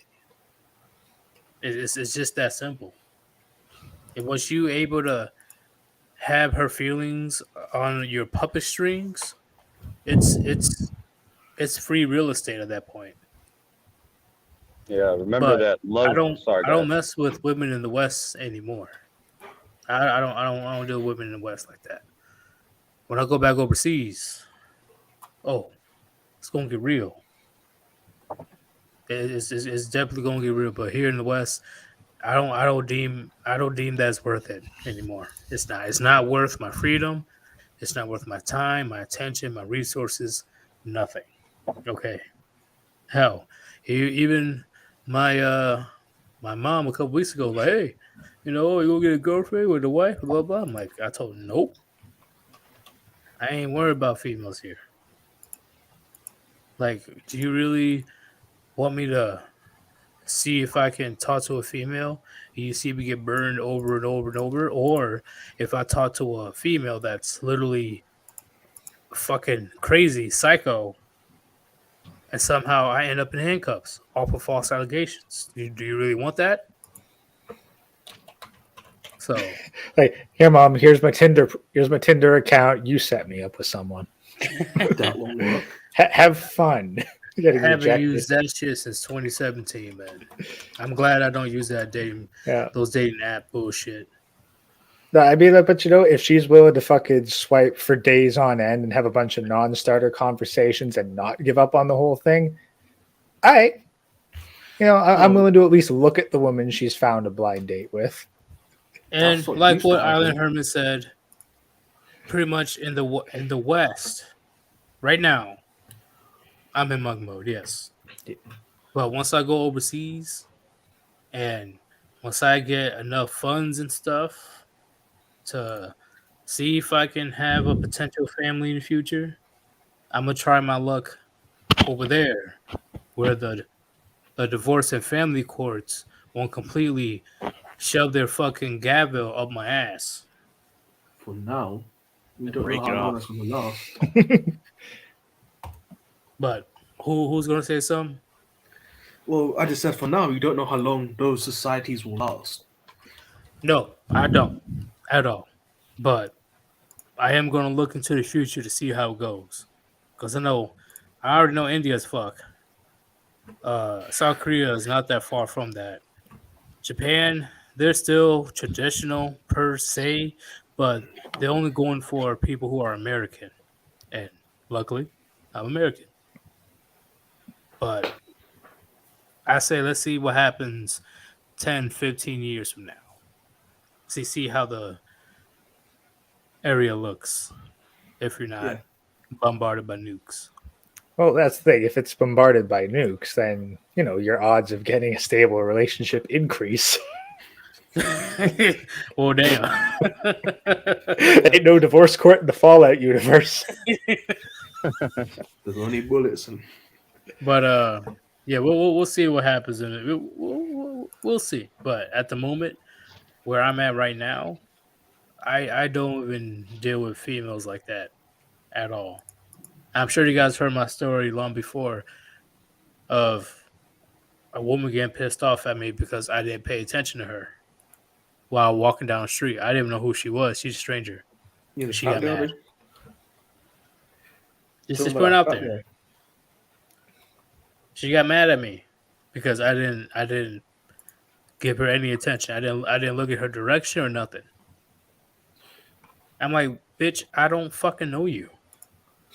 I don't even know who you are. Why are you was that getting on mad at Ribby me? Street? In the 20s, they bitch about men catcalling them, and then in their 40s, they're bitching about men not catcalling them.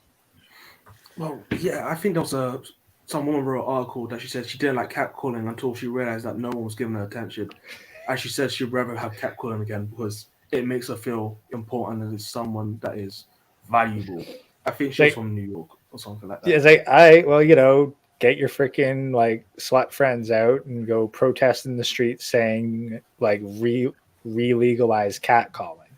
because just because you want it doesn't mean that the laws are changed back. Free Ross, but with traditional girls, you probably had to deal with her father and pay bride price. I don't mind doing it as long as she has a hymen. It's more stable. It's not chaotic. There's more of a No law. hymen, no diamond.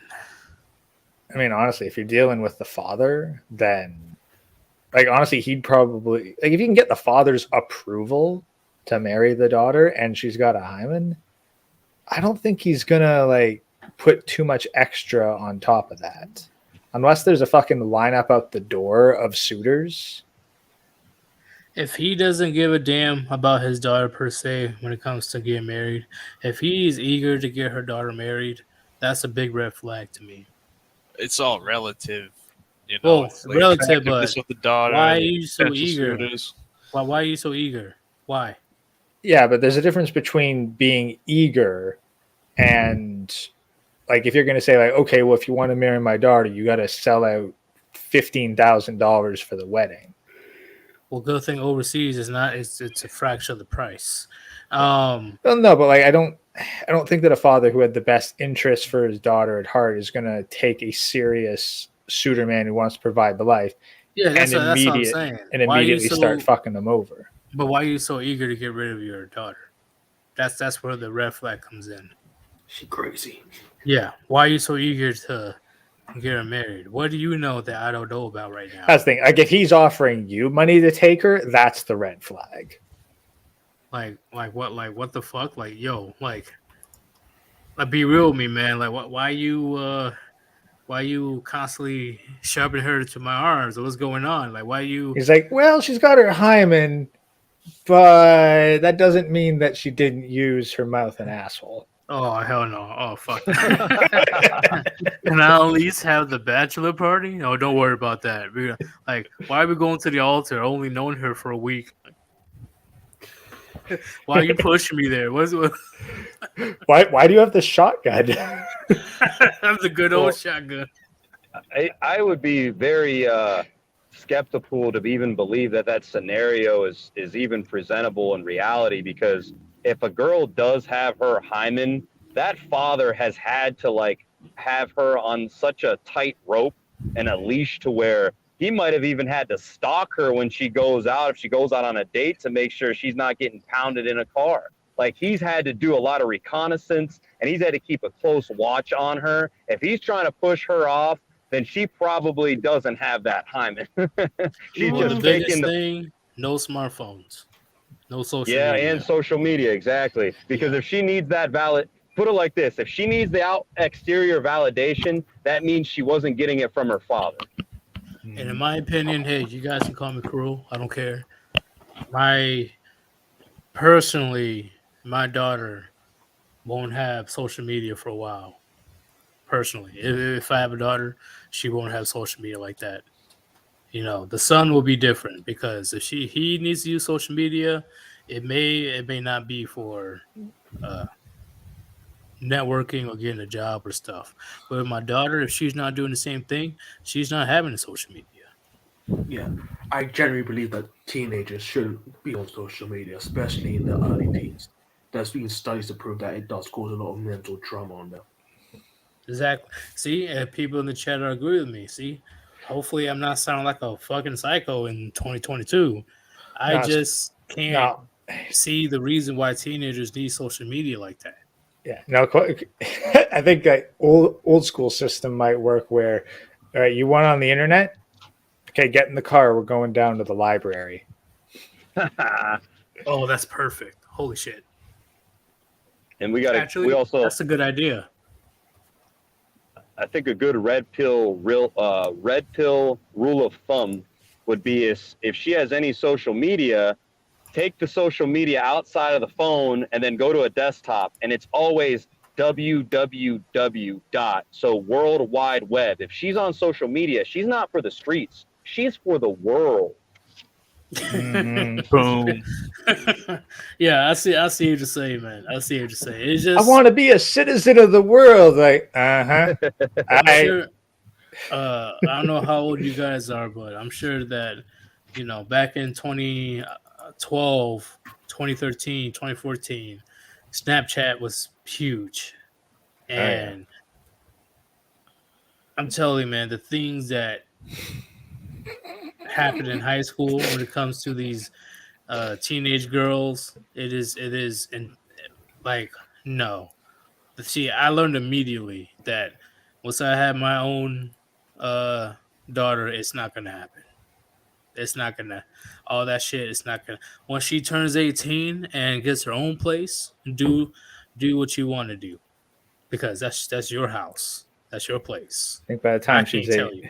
18, is like, look, you got to get a husband. Like, I think you should be having fucking marriage consultants before they hit that age. Oh yeah, of course, of course. But don't get me wrong. Like I wouldn't mind having my daughter being self efficient when it comes to a job or something like that. I don't know, I man. wouldn't mind. I'm not saying full time. I'm not saying full time. I'm just saying just in case something happens to the husband or something like that. She needs to be able to sustain herself at least because what if something happens to me or her mother? She's on her own per se.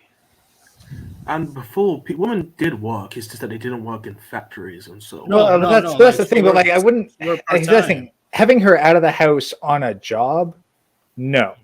But like, there's plenty of work from home stuff. All kinds of like domestic housekeeping skills. Like for fish sake, teach her how to sew. She could do that at a professional level if shit hits the fan, but it's still a useful skill around the house. Well, you know what I'm talking about. Yeah, I definitely agree working from home. Yes, But like, that's but like, the don't. best possible scenario. Yeah, but like, not sending her out to get a fucking job with a fucking fast food place or some shit. No. That's a waste of fucking time, in my opinion. But yeah, her getting those skills, her being a mother and a wife, teaching her how to be a mother and a wife will be a way bigger priority than. Well, that's the thing. Even her being able getting a to, job. even being able to clean a house, like worst case scenario, there's plenty of fucking housekeeping jobs. There's always demand for maids, always. Right. Babysitters. But the big thing is, as also long work as on she the- can do this part-time job from home, that's all that matters. Because once again, if me and her mother, hypothetically, if me and her mother pass away, and unfortunately her husband passes away, she will have no choice, unfortunately, but to get by her own until she remarries. Same thing for the son, right? Same thing that my dad told me. All right, you need to get your shit together because once I'm gone, once me and your mother are gone, you're definitely on your own. All right, because a woman is different than being a man. Well, As a man, I gotta deal with shit myself. I cannot expect help from other family. that's the thing. A Like, woman can. kind of that is also kind of a worst case scenario. But Yeah, that's what I'm saying. Worst case. even then, like absolute worst would be if like she was married a virgin, and then had a kid, and then basically all her family members and the family members of the husband and the husband all drop dead simultaneously. Yeah. I see what you're saying. Because let's be honest, the husband's family would probably take her and the grandkid in if literally no one else was around. Yeah. I see what you're saying. I I see what you're saying. I see what you're saying. Don't get me wrong. But me as a father, I'd rather have her have a skill that she'll be able to sustain herself, just in case. Because there's plenty other variables on why she may have to work or not. You know what I'm saying? I do, she but may be across the fucking country or something like that. That's the thing. But like, my concern is that you start to enforce that idea of needing to be self-sustainable and independence. Like that's kind of the gateway drug to feminism. No.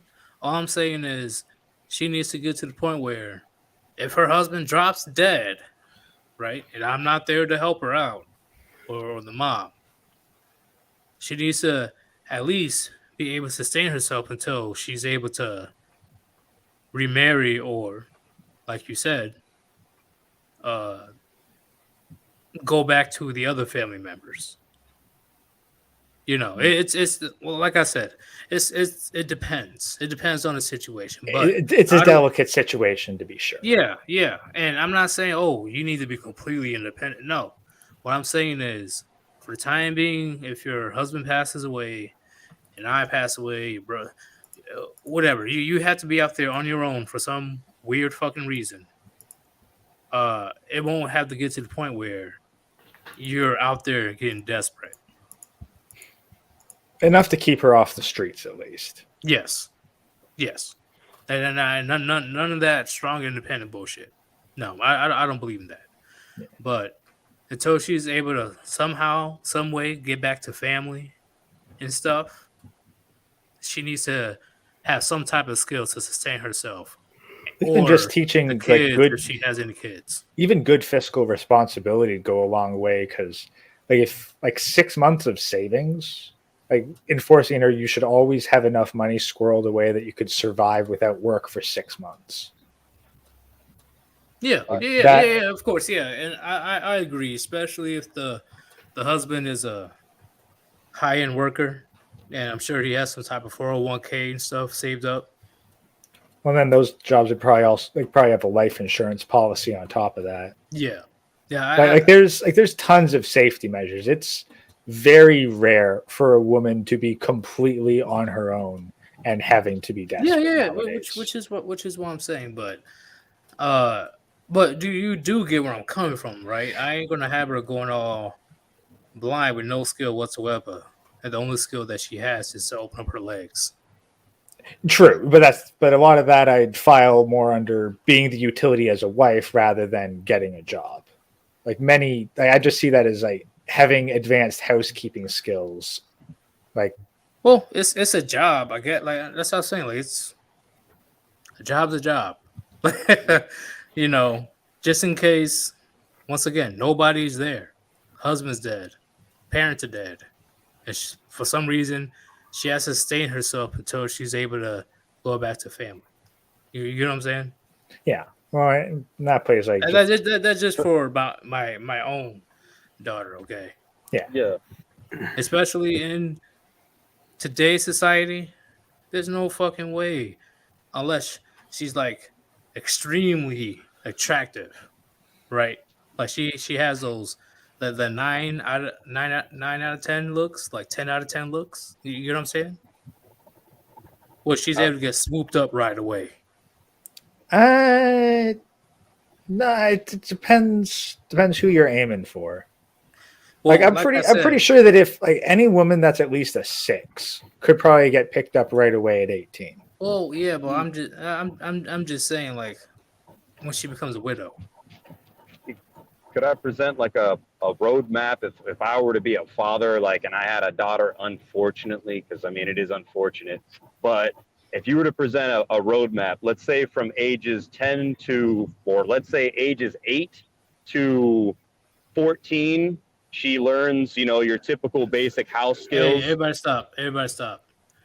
Chat, you need to understand, I'm talking about if, hypothetically, because I don't have kids yet, if my daughter became a widow, all right, I'm talking about her husband passes away. I'm talking about if me or her mother aren't alive or unable to help her at the moment, type shit. That's what I'm talking about. What the fuck you expect her to do at the moment? Okay, her authoritative figure is dead. That's what you guys need to understand. I never said, hey, she needs to be strong, independent, and don't need no man. Did I say that, Gray? Did I say that, real talk? Did I say that? You use the word independent, and I think that's kind of the sticking point. Well, I didn't mean to use the word independent then. I said she needs to be self-sustainable. Self-reliant. Close enough. Yeah. It's just that some people get triggered by certain words, so that's she needs to sustain herself. Well, throughout history, even before you really think that I'm just gonna have her out there like, oh yeah, my husband is dead, so let me just women not know what the fuck I'm doing. Widows always had skills. They didn't always become prostitutes when their husbands died. They would help out other people's children because they still had skills, so they will sew, they'll do laundry for other people. Sometimes they would marry someone else and because like if it was the best man sometimes or someone in the village that was out like had enough power and money so they could take another wife. But widows did have skills and wives did have skills. They didn't just stay home and look after the kids. After that, they would help the kids on go to the farm or they'll help with like tending the food or just they had a lot of other skills than just sitting there and raising children. It's been just throughout history. Exactly, which is what I do not want for my hypothetical daughter. I don't want her to straight up end up as a prostitute because that's all she fucking and that's all she knows that's able to make her any type of income if her husband passes away and stuff. So yeah, my bad for using the word independent. Okay, I wasn't paying attention. But What I meant to say self-efficient, self-reliant, all that shit. sustainable. Because I don't want her up in the streets. I'm sure if you guys hypothetically had a daughter, I'm sure you guys would like her to have some type of skill which is able to support herself in case something happens. Oh heck, wouldn't even be support self in case something happens. They'd be like, look, here's how you paint, here's how you make music, here's how you like here's all these things you can work that a housewife could do and have some sort of mediocre side hustle from the house that she doesn't really care about. Yeah, which is they like which here is just it's like selling crap on Etsy or something. Like there's so many options right there. It's not even like there's so many skills. And then of course there's all like for just being able to do laundry and cook nowadays.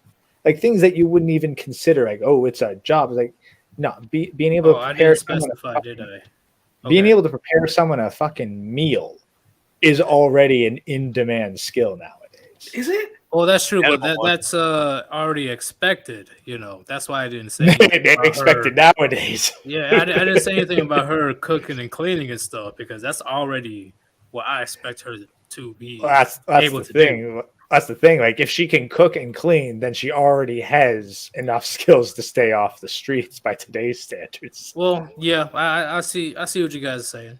I agree. Earlier, I was kind of alluding to if you had a daughter and you wanted to ensure that she had the self-sufficiency and was able to essentially, as soon as that man died, find another worthy suitor where she's not opening her legs up right away because she's bringing something to the table. If from ages 8 to say 13, 14, she's learning all the house duties and that's her responsibility to live underneath your roof. As men, we got to realize a woman's idle mind is the devil's playground. So if she's always keeping busy, like learning, like Gray said, could be music, could be painting, and as Yeetus is mentioned, the housely duties and being able to cook. If after that time, when all of her friends are getting jobs, you start to take that housewife duties a step further, where she's learning recipes and learning how to make something that actually requires a little bit of skill in the kitchen, maybe baking. You could give her a $250 or a $500 credit card with a credit limit on it, and she has to work every month to fulfill real housewife duties that would catch someone, a worthy mate. And if you had her with that, she's working to get X amount of money. It's kind of like she has a job, but she's still being paid to do like things that would always allow her to catch someone if the shit did hit the fan. She could be paid by someone else to do these house duties, but if she's a real woman, being able to hold a man down, and you can kind of mind fuck her when she's young, to where that's the expected. It's sad we would have to do that, but it's something that I think could possibly work, if the scenario was presented. I agree. I agree, and I'm glad that we have this conversation. All right. Yeah. Well, that's the thing, I hope you guys disagree. That's a big thing. We need to talk about all these avenues, all these different opinions. Well, that's the thing. Like, there's like odds are someone listening at some point either has a daughter or will have a daughter, and these are the kinds of things they should be thinking about well in advance of, oh shit, she's 14, she's 18, and I didn't think about like having to prep her for longer term. So Well, yeah, it does vary on the culture of certain families. Because I see in some families where they kind of do this, not completely, but their children and daughters do know how to cook and clean all that stuff more than most girls that I know. So Can I different stop cultures you, do. carry on? And that's the Yeah, sad part. I know way more men that know how to cook, clean, do laundry, clean out the entire house inside out. Way more than women. The men outnumber women when it comes to doing all these things. that's the thing, because like we have to do it whether we're single or not. Like I agree. seriously, a man cannot live in absolute filth. Like, he'll get sick. Yeah, and if you get sick, no one really will be coming over unless you have close family or something. No one's going to come Oh. over and try to help you. unless something starts to smell really bad. Well, yeah, it's probably you because you died in the corner and no one knew about it. Oh, you heard about those stories? I think it was in Britain, Japan, and Yeah, this there's other a lot of place where just- people die alone. Yeah, that's the thing. Like, you see, like, I've seen some anime where it's like the hikikomori and they got fucking bags of trash piled up from weeks of work, and it's like, geez, dude, you I couldn't even take it down to the curb. But that's what's it called? That is a huge sign of a major depressive disorder. You know, whether people have it chemical imbalance in the brain or it's emotional, like situational stuff where they're like very depressed. You know, or people that are just legit hoarders. They just like to collect stuff. Man, hoarders are not sane. Yeah, well, look, as the guy who's got fucking like drawers full of random shit, like there's a degree of hoarder where you just got a bunch of random crap that like you haven't sorted out, and then there's people who keep fucking food waste lying around to the point that it's attracting wildlife. What? Yeah, if you watch hoarders, you see some really disturbing crap happen, like dead animals, like dead pets, like Ugh. puppies and like or kittens that are dead and just around. Jeez. Yeah, it gets real bad. Or sometimes they're like there's packs of stuff that just like reaches the ceiling sometimes and they're just trapped in there. It's like the best way to explain it is like dragons, like how dragons is trapped in a cave and they barely even come out. It's just with all their hoard. That's the best way to explain them. But the people like goblins. Hey, Karen, give me a second. Scathy. I don't know what's the percentage, but it's not that big. But there is a percentage of people that really have fucked up function with their brain. That's what I'm saying. That there's actually legit people that have fucked up brain that they just can't function properly like a normal human being. That's facts. Does anybody disagree? I don't think anyone would disagree with such a. I don't.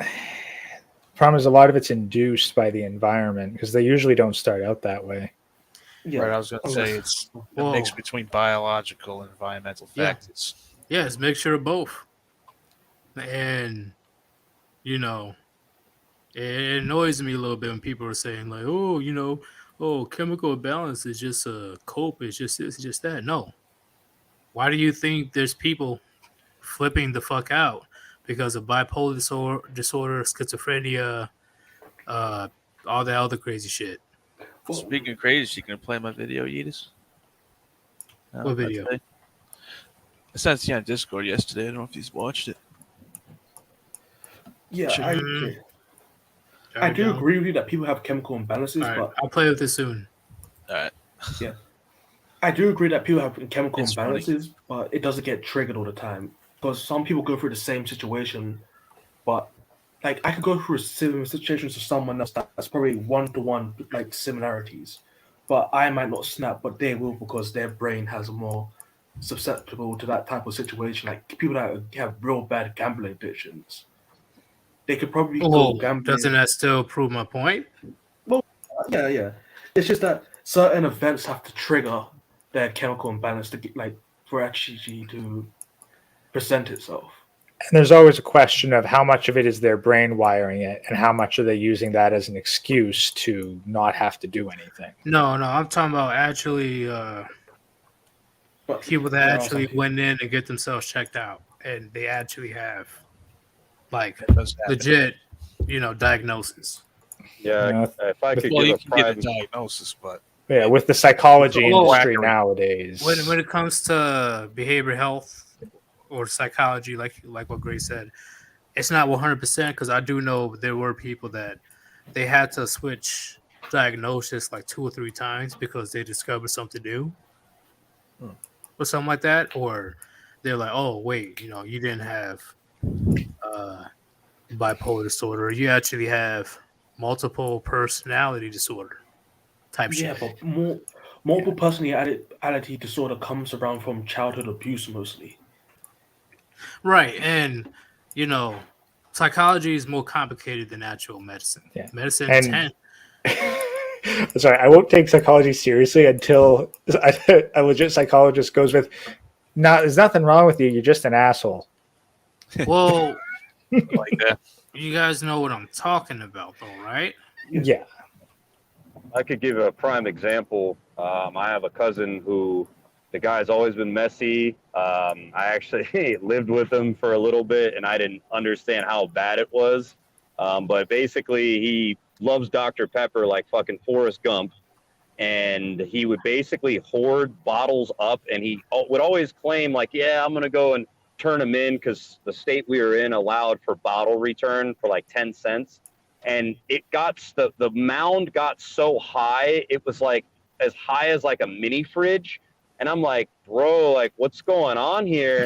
And I'm gonna do it. And later we come to find that he had like a mild or very mild form of like Asperger's, and he didn't really know this till like later on, when he became an adult. So I think there's something with what Yeetus is talking about, like people who have deeper like rooted issues where it's like biochemically in their minds, they do have like it's weird, like I don't know how to explain it, but Well, until I Yeah, saw I it firsthand. understand. I've wait, been you around know, people like that. schizophrenia isn't discovered until they're in their early 20s, right?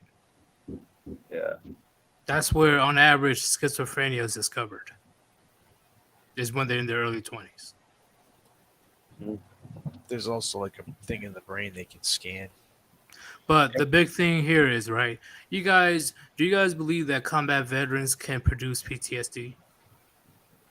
Oh well, I've seen Shell Shock, like the footage of it. That shit Right. is no joke. Right. And when it comes to PTSD, right, people can still get PTSD, not just from combat, right? Yeah. Yes.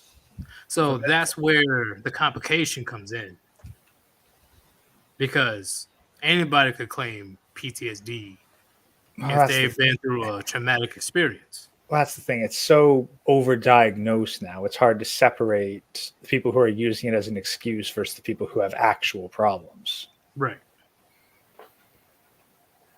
I mean, like freaking people get PTSD from Trump's election. So, Well, yeah, I feel like people do put themselves in really shitty positions. I don't know, Positions where they kind of fuck themselves up because they're not living a decent life in general, or they're not eating certain foods that will probably help them in general. So, or living in a crap environment, like you live next to a factory and it's just releasing all these chemicals and all that shit. So that probably does affect certain situations even before people are born sometimes. So yeah, there But- could be You can't get chemical imbalances. PTSD from an election. No, that's But Oh that's- no, That, those that's the people are big already issue, crazy. though. But that's the point I'm trying to get when it comes to the psychology shit. All right. Yeah, psychology is not 100% guaranteed thing. Yeah. In fact, there's still a shit ton of things that the psychology field needs to learn when it comes to the the brain, right? When it comes to how people react to situations or emotions. But that's why there's all these people claiming that they have something, even though they don't at all. And to the point where people can actually fake the diagnosis The symptoms. and And so convince the psychologist or the therapist that they have something. You know, that I see where was it Gray that disagreed with the psychology? Yeah, I've got concerns about it. There's Yeah. elements that I will absolutely acknowledge, but in the modern day, there's a lot of issues. Right, which most issues I believe is bullshit. Most. You either overcome or that's on you. You overcome or you perish. see, even But people that actually there have is like that select few people, you know. I'm talking about worldwide, you know. yeah, but I know Uh people that actually have like real mental like stuff that just they're born yeah, with, I but they understand that, but still that's what I'm saying. That's what I'm yeah, but they saying. still try and improve themselves Right, and better themselves. But people that use right. it as a crutch, like I have this, so I'm just so excuse me for being a dickhead and just treating people like shit. Was like, nah, I've seen people that actually have that stuff and they know when they're doing it and they actually feel bad. They know they're not dickheads. They're actually trying to improve themselves. So there is a large amount of people that latch on to like certain disabilities so they can feel use as a crutch so they can be dickheads or just be lazy and get Yeah. away with shit. I had to deal with soldiers like that all the time. All the time. Especially soldiers that claim that they have anxiety or whatever. Get the fuck out of here. Don't give them that bullshit. But there was two soldiers that actually had issues. Two. Like legit have issues. And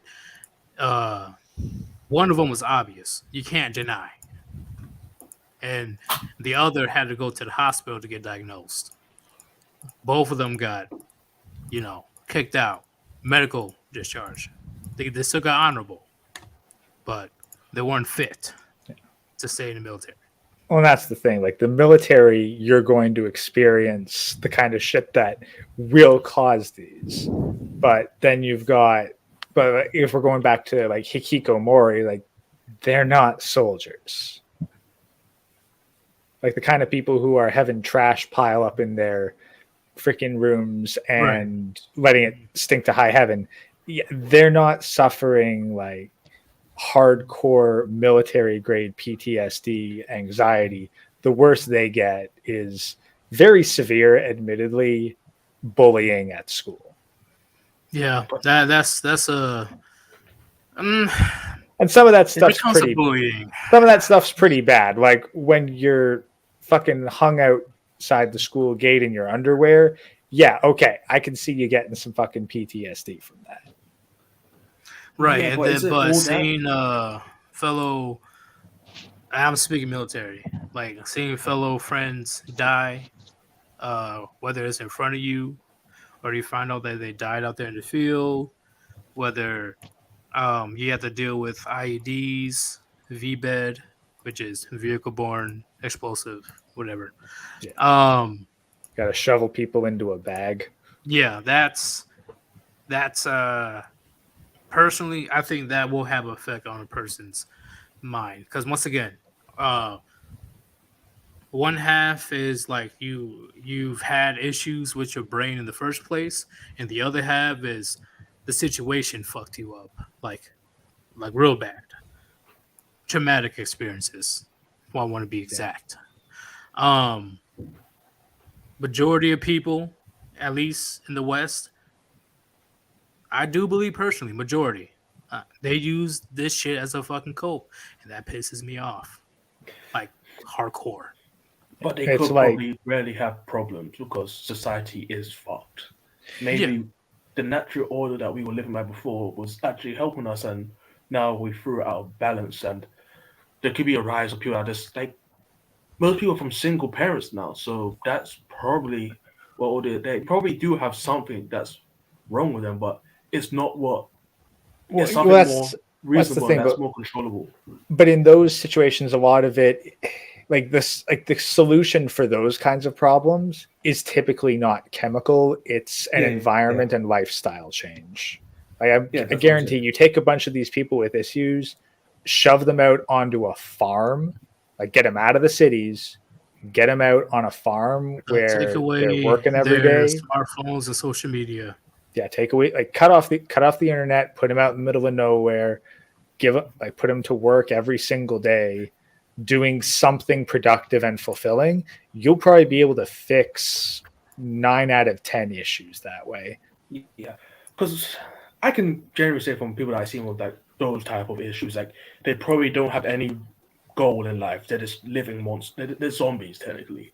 They just go through life living day in day. What they do doesn't really give them purpose. They don't really see the effects of it. So it was like I'm working carry so on. hard. Yep. I'm gonna stop you just right quick. That guy Pete, it's more than just bad. People self-delete over that. Yeah, I agree. Just military alone, I lost seven people off of self-deletion. So I definitely agree with you, that guy Pete. All right, go ahead, continue. Well, yeah. So I guess people have no foundation and they don't have any direction. So they're just swimming in the ocean. That they're just lost at sea. So if they were to get back in touch with something that they could actually see that their actions actually have a meaning and what they do does matter to someone or matter, and they see it grow, it could probably help a lot of people with problems like that. That's like they probably have a lack of self-esteem and trust in themselves because they're just technically working as slaves all their lives, and they need to actually see what they do actually has a meaning besides So just being here's a a big machine. thing then, carry on, and everybody else. Is society itself causing all these issues? Just society in itself right now is causing all this quote unquote mental health issues. Major contributor at the very least. Major contributor. Okay. Societal pressures for sure. I've got like a extreme example. It's kind of hard to believe, but my aunt, she's been diagnosed with schizophrenia, I think multiple personality disorder, and many other things. Earlier in her youth, she was gorgeous. I mean, I think she was a size 0 dress. You know, she had so many different suitors who are going after her, but at age 13, she put herself into a fucked up situation, ended up getting gang raped.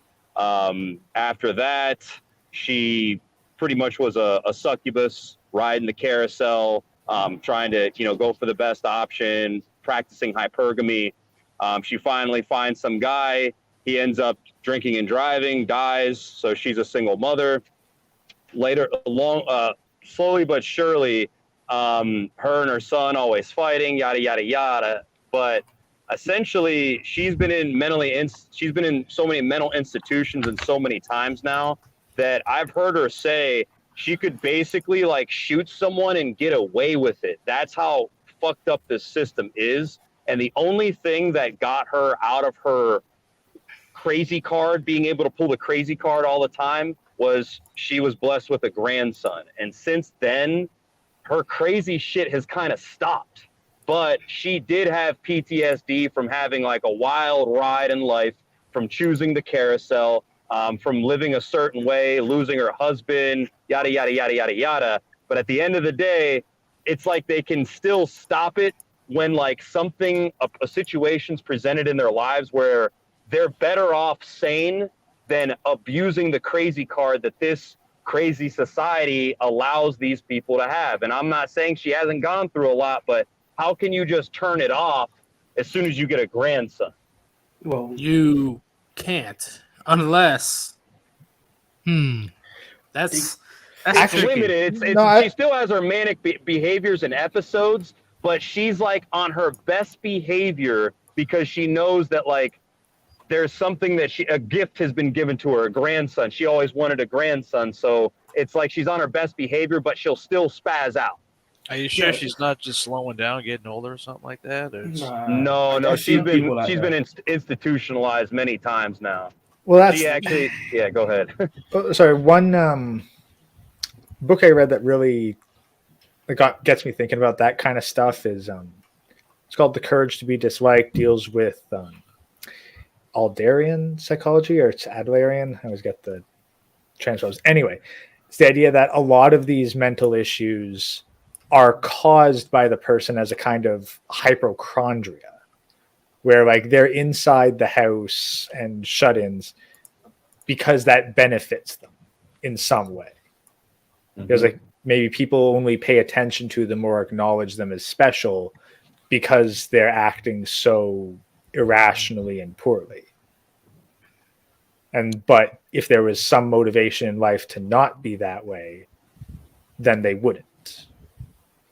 Yeah. So if society didn't allow it, there wouldn't be that availability to act out and get rewarded for it through victimhood, essentially.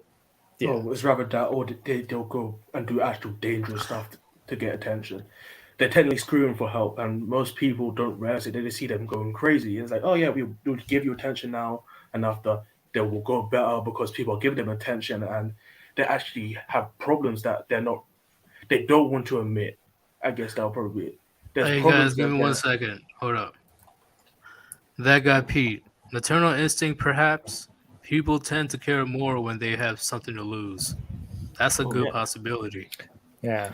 Yeah, but it's because people do need a goal in life. If people don't have a goal in life, they become lost.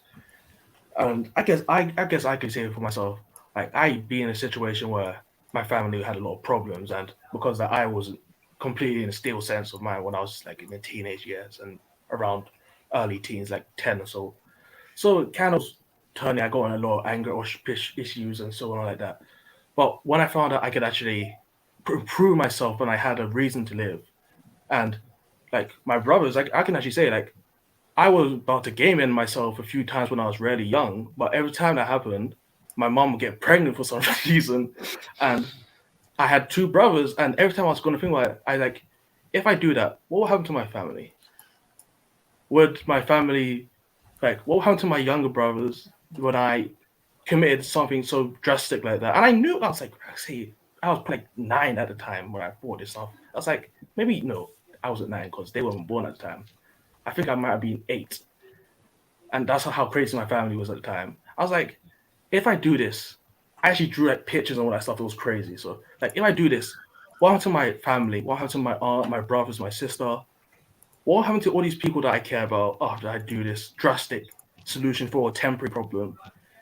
And after time, I found out like, yeah, life sucks. Life hasn't given me the best hand in general. But if I try and find a reason to live, it's technically nihilism. Like I had a nihilistic thought, like if I just disappear, if I got rid of myself, life would be better for so much people. But after time, it's like I can make life bearable. I can make life happy if I just try hard. I can find things that make me love myself and love that I know I'm flawed, but I can be better.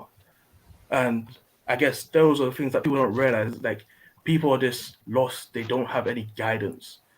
And I'm lucky that I had a lot of family that actually cared for me when I was actually in a situation where it was really bad. Most people cope and they say they wear their all their well, I guess we can go back to like what the title of the stream is like coping with all the shit. People in general, not even women, when they know they fucked up so much and they're broken, they like to wear all like, oh, I'm broken. Just look at me. I have all this stuff. Please look at me. They're asking for attention because they know that they don't want to look in themselves and say, like, what's really the problem? I can fix it, but I don't want to because I'm afraid of looking deep inside. Because deep inside is something that I am afraid that I might become, or I lost something and I don't want to see it again because it will cause me to have an emotional breakdown or something like that. And I genuinely think like most people like to throw their problems in the air as like, oh, it doesn't matter to me, it means nothing. All this stuff, it means nothing. But deep down, they actually care about this stuff. But they act like they don't care to feel somewhat normal because they believe that that's what normal is, not caring about all the shit that gets thrown at you and not dealing with it, just throwing it away, waiting for a later day, and when it pops up again, just throw it back again and again and again until you just age out. I see what you're saying.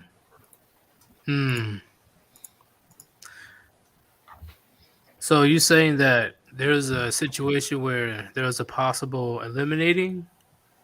Yeah. Okay. And, you know, when it comes to Robert Williams, I'm sure you already heard it probably, saying that eliminating yourself is a temporary solution to it's a permanent solution to a temporary problem. right? When it Yeah. comes Yeah. to eliminating yourself. So, how you say? And how old were you at the time? Honestly, I think I might have been 7 or 8. Jesus. That is hella young.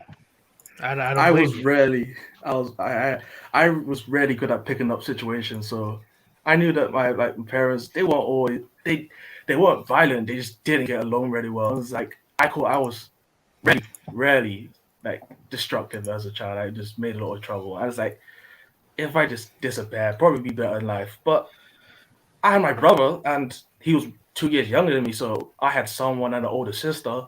So I did have people that I could go to and feel comfort. And school wasn't bad, but so I found a purpose in life besides just making everyone happy or just being a certain like people don't have a purpose, or they feel like the purpose is one thing and they lose that, they just go AWOL, or they like I seen like both my parents had problems because their parents had problems, and like you see, like I saw that as a young age. Maybe that's why I didn't get red pill rage when like I found this, because I already knew like people were fucked and they had problems. So I saw my parents had problems and people that I was friends with and like adults had problems from a young age. So I was able to look at this stuff and like people have problems and they don't want to deal with their problems. So they use their problems as shields, or they want to hide from it, or they make fun of their problems. Can you stop right quick? Yeah. Who's clicking so hard? Who's clicking? Not me. Yeah, it might be me. Is that me? I'll move What the you mic. do? You playing that Minecraft? Yeah. Why you making more noise? Why? It sounds like you ran to a bunch of glass, bro. Oh. No, not me. But hey, go ahead, continue, carry on. Yeah, so I feel like people, all this coping that those women were doing in that video, they actually got hurt by those situations. They didn't feel great by that. They were just acting like let's praise all this stuff that happened, but they were making fun of something that actually hurt them really bad. Because if someone didn't hurt you, or you didn't care about something that actually happened, like let's say someone stepped on your shoes, be like, oh, you stepped on my shoes. And after you're just gonna forget about it like the next day. You probably don't remember the guy's face or what the person was wearing or what they looked like. It's like someone stepped on my shoes, that's it. But these people, they remember the situation very clearly and it affected them. And they're using sexual intercourse as something to feel better because at least this person values me because I'm doing something for them. I'm doing this, I feel better now, I feel better. So that's what they'll do, and they were trying to fill an empty hole without actually dealing with the problem themselves. They don't have self-value. They see themselves as just tools. I see what you're saying, bro. Yeah. I see what you're saying, but yeah, 7 to 8 is still way too young for you to have that mentality. So that's enough reason in itself for you to not go through. No, glad you didn't go through with it, but that's the reason why you shouldn't have gone through with it. In Well, itself. yeah, I knew. Well, I didn't. I was like, what? Like the whole was like, what happens when I do it? It's just gonna be the end. I was like, but I got over it. I knew it was stupid. I was like, I ain't gonna live to see a certain life. What if I can improve my life? What if I can become a better person than the hand? I can give people a better hand than what I was given. So, well, if people want to get all religious, that's one of the big things that happened in the Revelations, where I think one of them was. I think Real Talk can agree with me or not. Real Talk, where you at? Yeah. Go ahead. Continue. It says that people will walk among the graves and they will wish that they can take their place. So the person that's walking among the graves will wish that they can take the place of the people that are dead. Mm-hmm. That's Yeah. one of the revelations. Yeah, there's a lot of telling things that it's pretty much like depicting a picture of like fucking Armageddon, like apocalypse is out blasting everybody and he's coming for blood and you'd rather be dead than alive. Like, yeah, it's pretty dark. Not gonna lie. That's Well, if you think especially about when it, it comes to people being like well, we've sad, people being sad and depressed. Yeah, well, we've got the pestilence, we've got these food shortages, there's famine, we're on the verge of World War III. Yeah, I mean, who's that's bragging horrible. about But those it's- nuclear missiles? That doesn't help either. Yeah, It's like he did. He did brag. Look it up. Look it up. It's on news. It's on the news. He bragged about his nuclear missiles. Who? Putin. He Putin bragged did? about it. Well, he's got him. I'm like, well, all right. I'll give him that respect. At least he wasn't, tiptoeing around the situation. He's like, hey, I got nukes. Think about it. I'm like, oh. Yeah, no, it's very clear. He's basically saying, like, look, you willing to engage in nuclear war over Ukraine? Really? All I want is this You little piece care of about land. you care about Ukraine that much? I don't know if I Really? can get into this. But I was told that Ukraine isn't making a big deal themselves. Yeah. That's what I've heard as well. So Yeah, that it's that's the question of how much of what we're being told about this is actually true, because we're getting it all like fucking third hand. well, people are saying that it's the fear mongering by the media. Always. Like, that's the thing. We can't really trust the same people that are talking shit about the truckers to tell the truth about Ukraine. Exactly. I think the current power structure would like a war to distract from their bullshit. Oh god, absolutely they would. But they don't want to be the ones Yeah. who started the war. They want to wanna be the blame ones who someone else. respond to it. Yeah. But the biggest issue, They are going to start it, but they're going to blame someone else for starting. Oh, yeah. the biggest issue will be Taiwan. Oh yeah. That'll be a big one, because Taiwan produces the most graphics cards for the world. So if China gets a hold of that, we're in big trouble, folks.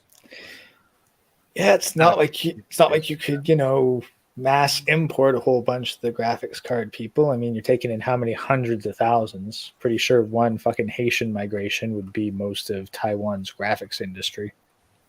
We only have ourselves to True. blame. We shipped all the jobs over there. It's our fault. Yeah. Yep. What's the Definitely our fault.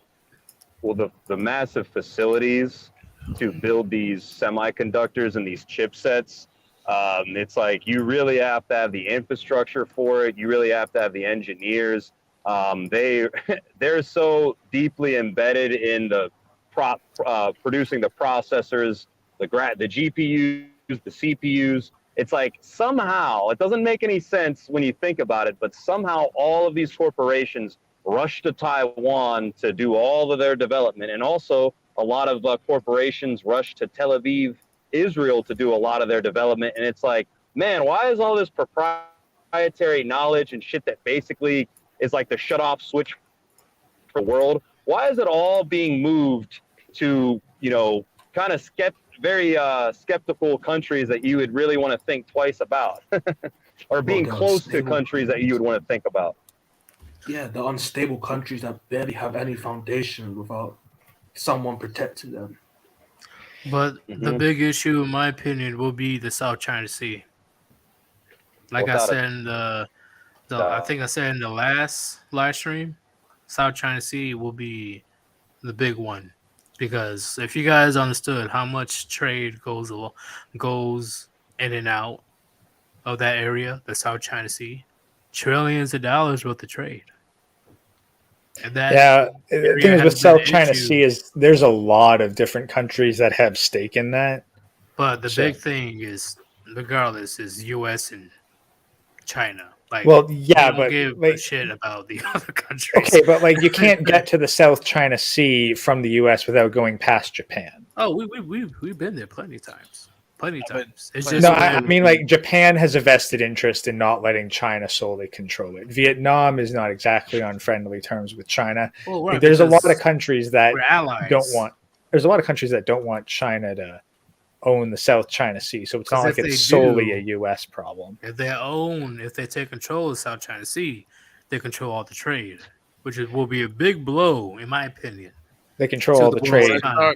with China. around down there. I've been researching the Philippines, and I don't know if this is South China Sea. It's got to be in that area, but I heard that the Chinese Navy or whatever was kicking out the Filipino fishermen from this, from the sea. When was this? Because I was looking This- into it since 2016. I can't really say much. I heard beyond, about it I like can't say a much couple months beyond that. ago. But I know. And I know that Vietnam's been having like constant conflict with China for well over a decade now, if not longer. And it was But just- escalating around like the mid 2010s.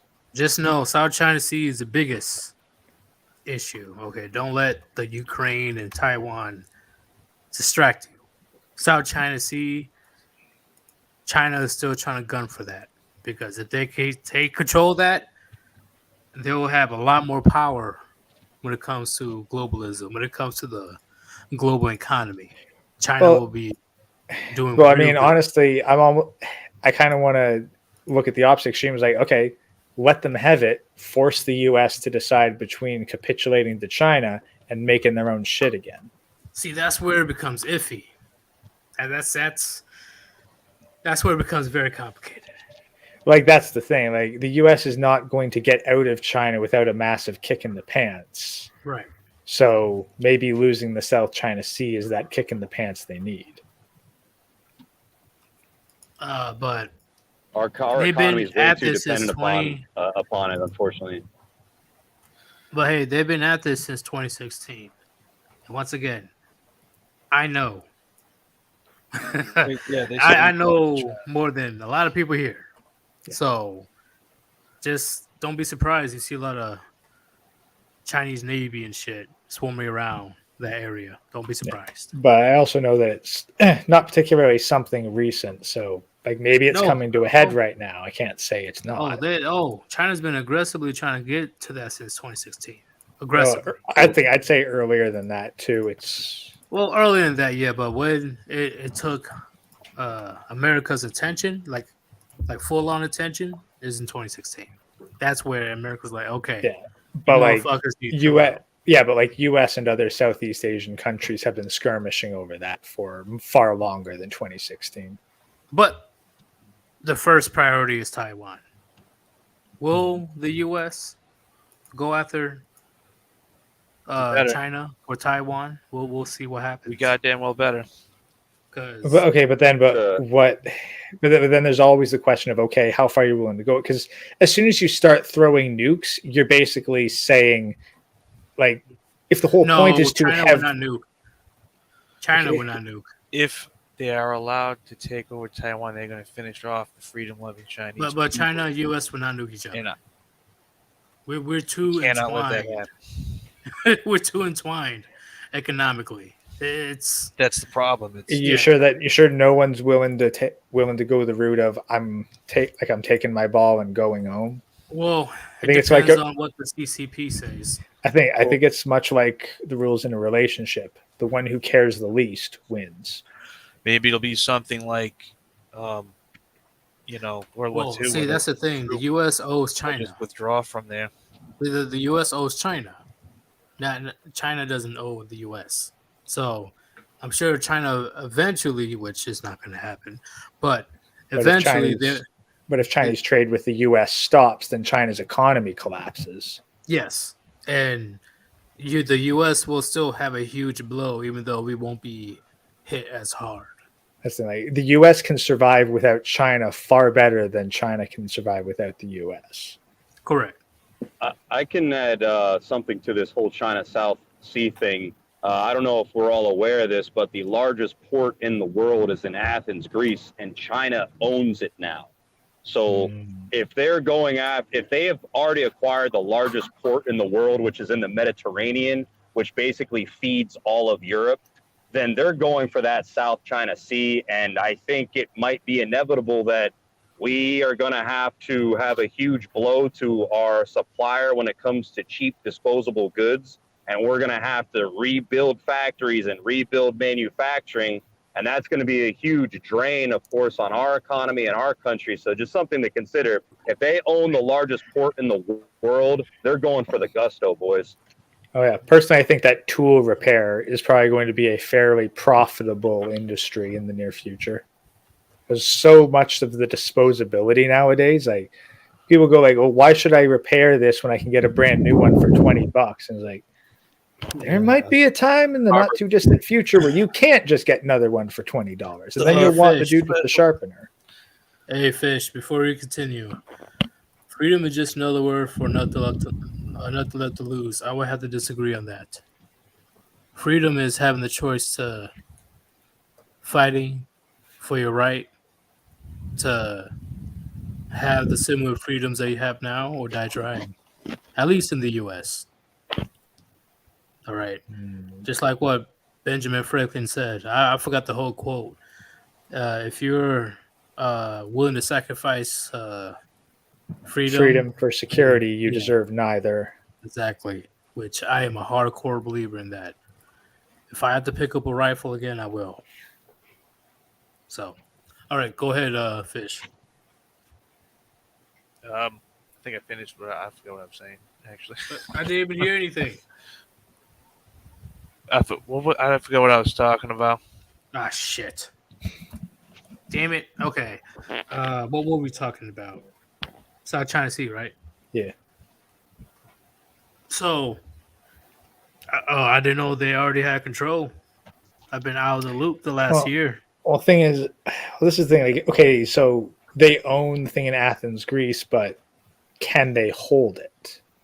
'Cause that's pretty far away, even with their rail system into Europe. I think that if China actually had to enforce control of that port militarily, they'd have a very hard time just because of the geography.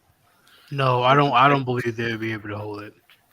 Why are countries Also giving keep them away good. important landmass like that? What'd you say? Carry on. Why are countries just giving away important places like that to like countries that are? Because the people who are on top are getting bribed into it. I think maybe the collapse of Greece has something to do with how China was able to buy up that port. You know, maybe the politicians in Greece were incentivized to swindle from the country. I mean, it is kind of based off tourism, and I'm not going to lie, they take a fucking siesta in the middle of the day. They're pretty fucking lazy over there. But still, at the end of the day, if China ends up with your biggest and largest asset, it's kind of weird. Like, yeah, I think it was just handed to them through bribery, like Gray's mentioning, and so forth. It really is something to think about how Greece collapses, and then at the end of the day, China gets the port. It's like, what the fuck? Yeah, because it's hard to defend, it might keep them from running amok. Because if they started shit, then they could just be like, "We're annexing your port. Fuck you guys." Like, that's the thing. Like, it's not to China's advantage to escalate things into full-on conflict. They're spread too thin to effectively hold it all. True. Like, because here's the thing. Like, if they were going to send mass troops to Athens, the only way that they're going to get there with any decent speed is that one vulnerable railway line that runs across Asia to Europe. Yeah, it wouldn't take very much to stop that and break the infrastructure. But a lot of people don't realize how much goes into warfare. So much shit that goes into it is not even funny. No. The planning that you have to do, all the variables you have to look after. But of course, what Mike Tyson says, everybody has a plan until you're punched in the face. Yeah, and then of course there's the question of how much of the strength of the Chinese military is legit and how much is just propaganda. The PLA, trash. Well, not the PLA. I say the PLA like Navy and stuff, trash. But the actual PLA, you guys know what PLA is, right? People's Liberation Army. Yes, the PLA. Yes, they have the biggest chance. Everything else, horrible. Because once again, with the America's Navy, we could take on the entire world's Navy and still have a chance to win. Yeah. So, yeah, there's a lot of complex factors, but yeah, I think that if China actually had the power to do what they want to with force, then they wouldn't bother with all this bullshit. I think they focused a lot more on the propaganda arm. When you watch the video by Yuri Bezmenov, the KGB defector, where he explains how the Russians would use ideological subversion. I first learned about that, unfortunately, through the Cold War, a Call of Duty game. That's the first time I heard about that, unfortunately.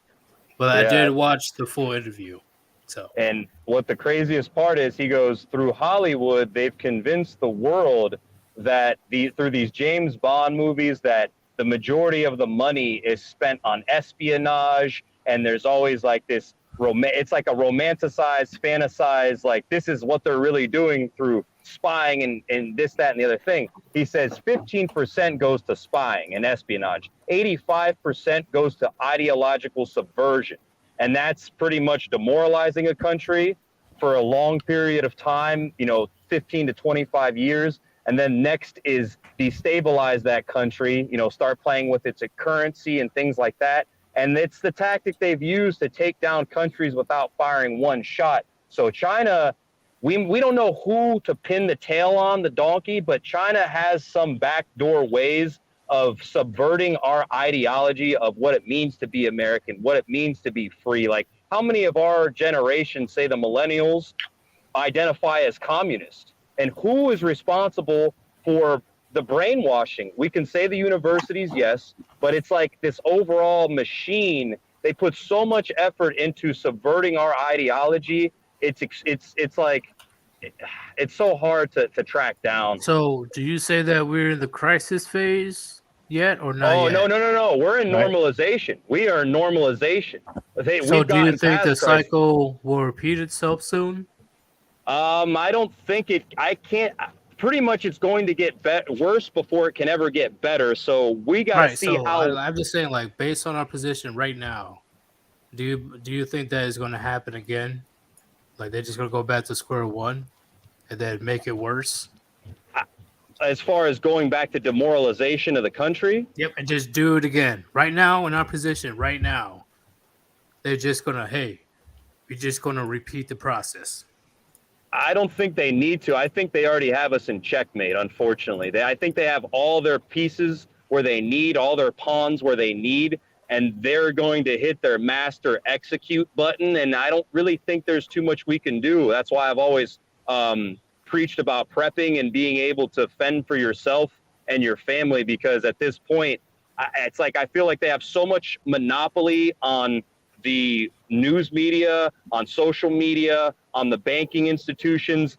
It's like, if it wasn't for this space, what would we have as men to like actually discuss this? Because your average Joe off the street, you say some of this shit to them, they're like, what? They're like next to retarded. Like, we're the guys who are looking for truth, looking for answers.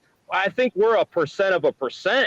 If we had much more of, let's just say each one of us, if there was 100,000 of copies of us out in the world right now, there would be a chance. But that's make-believe. It's not ever going to come true. So I don't mean to be so disparaging and such a pessimist, but like, it sucks to think about. This is necessary. So, big thing, like I asked before, and I'm going to ask everybody else here. I'm sure Gray already answered this because he's been in every one of my live streams.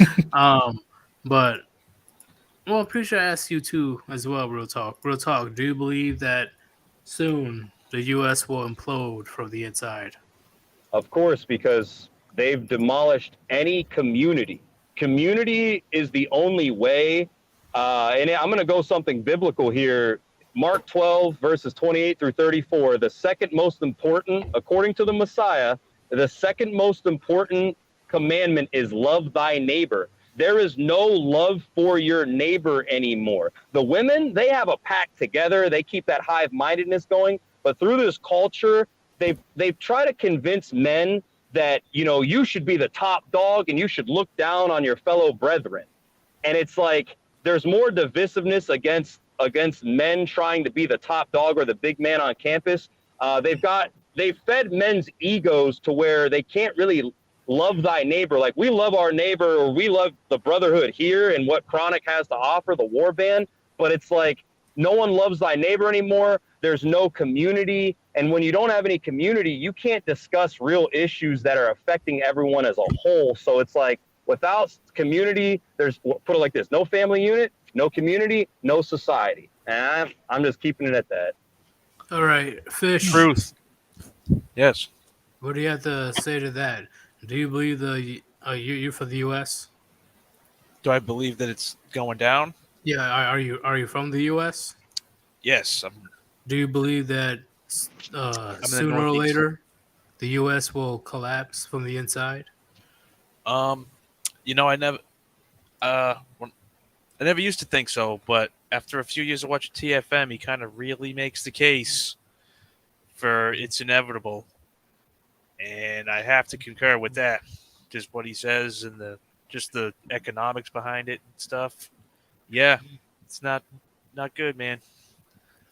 All right, carry on. What about you? Well, the US and England, or the UK in general, yeah.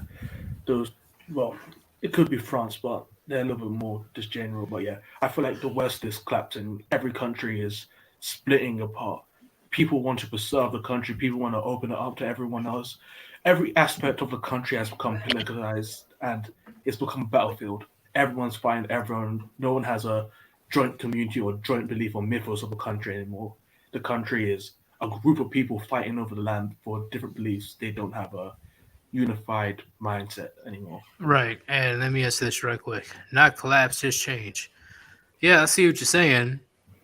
Well, But the the overall culture of the thing country that is I'm going to trying to say collapse. is the U.S. as we know it is coming to an end.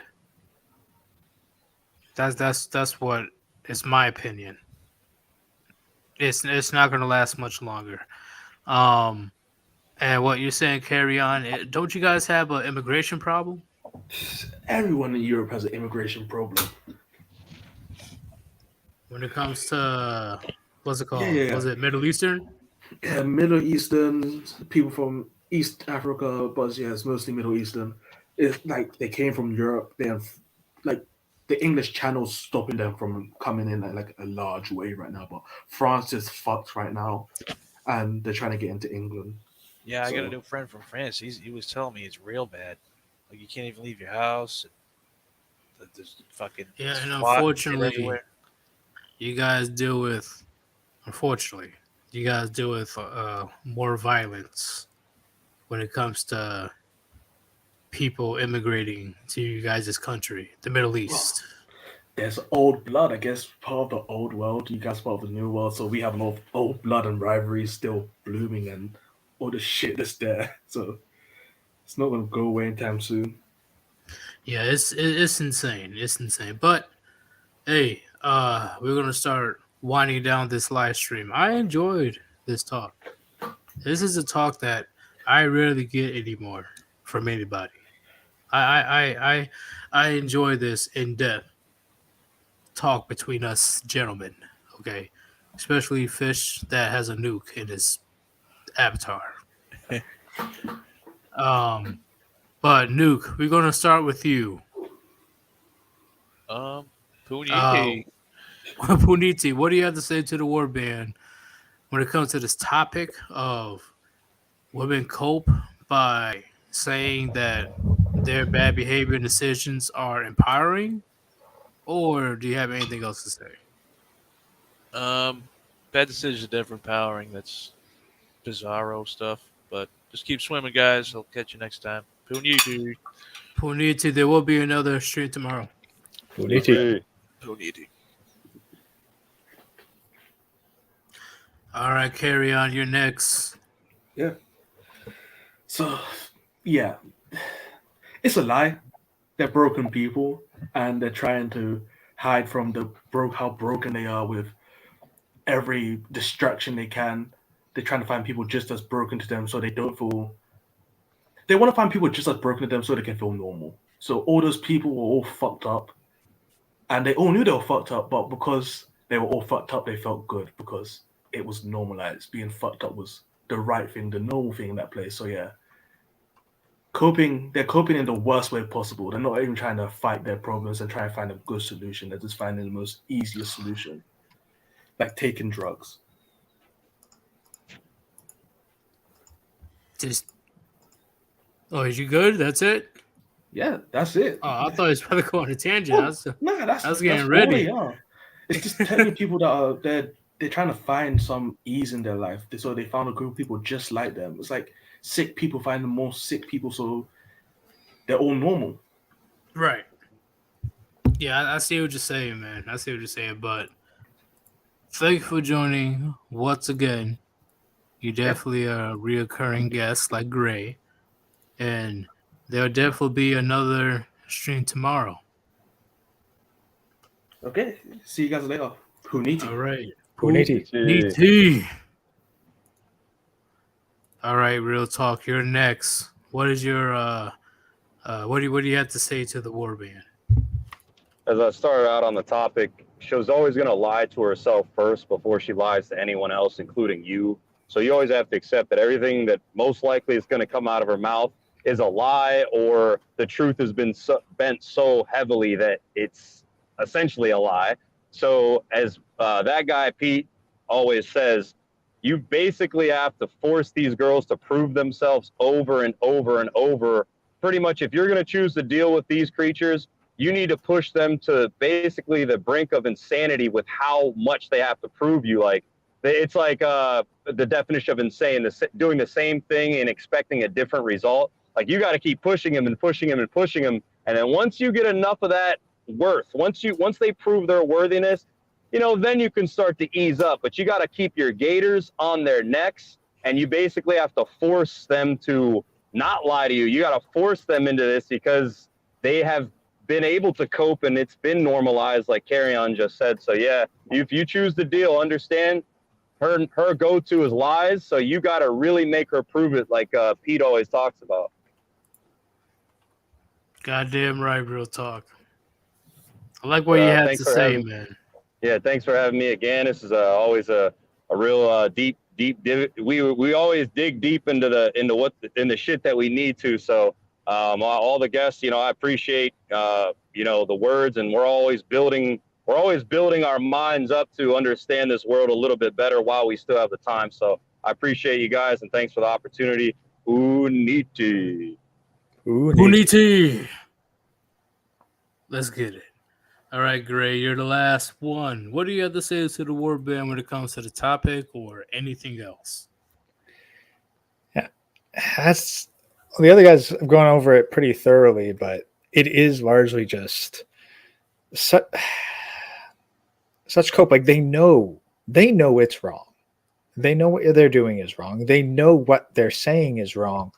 But whether it's for like an attempt to convince society at large that what they're doing is right so that they don't lose that social disapproval, or they're in some kind of suicide pact with their friends because they'd rather be with terrible people than be alone.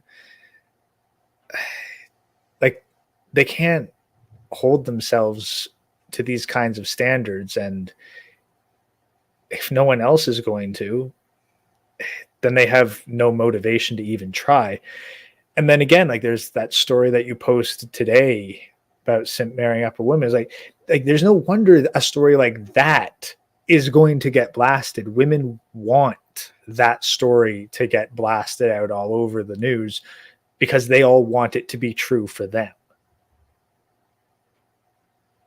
Right? Yes. Even though it's probably a lot more rare. Like, the odds of that happening and any man of value doing it, but they don't care if that man's not a man of value. They just want to hear a man will marry me even if I'm literally giving birth to another man's child. They want to hear insane. That. And they also want to normalize it for men too, because they want men to think, oh, this is okay, this is acceptable. And that's the thing. They're trying to get, like, this term is probably overused, but they're trying to gaslight men into being simps and saying that it's good. And they're trying to convince women that the men they want will do this. I'm not surprised. This is happening on a worldwide scale, especially in the West. Yeah, well, they do it because it works, unfortunately. Somehow, some way, man. But hey, thank you once again for joining, bro. Yeah, thanks again for hosting. Always appreciate it. There's definitely going to be another live stream tomorrow. I'm going to have to think on it. All right. Well, so long as I'm off work in time, I'll be here. It's all good, man. That's why I do my streams at around 2 or 3 o'clock, because I notice when I do it at noon, a lot of you guys on your lunch break. Yeah. I don't think I'd be able to take a 3-hour lunch break, though.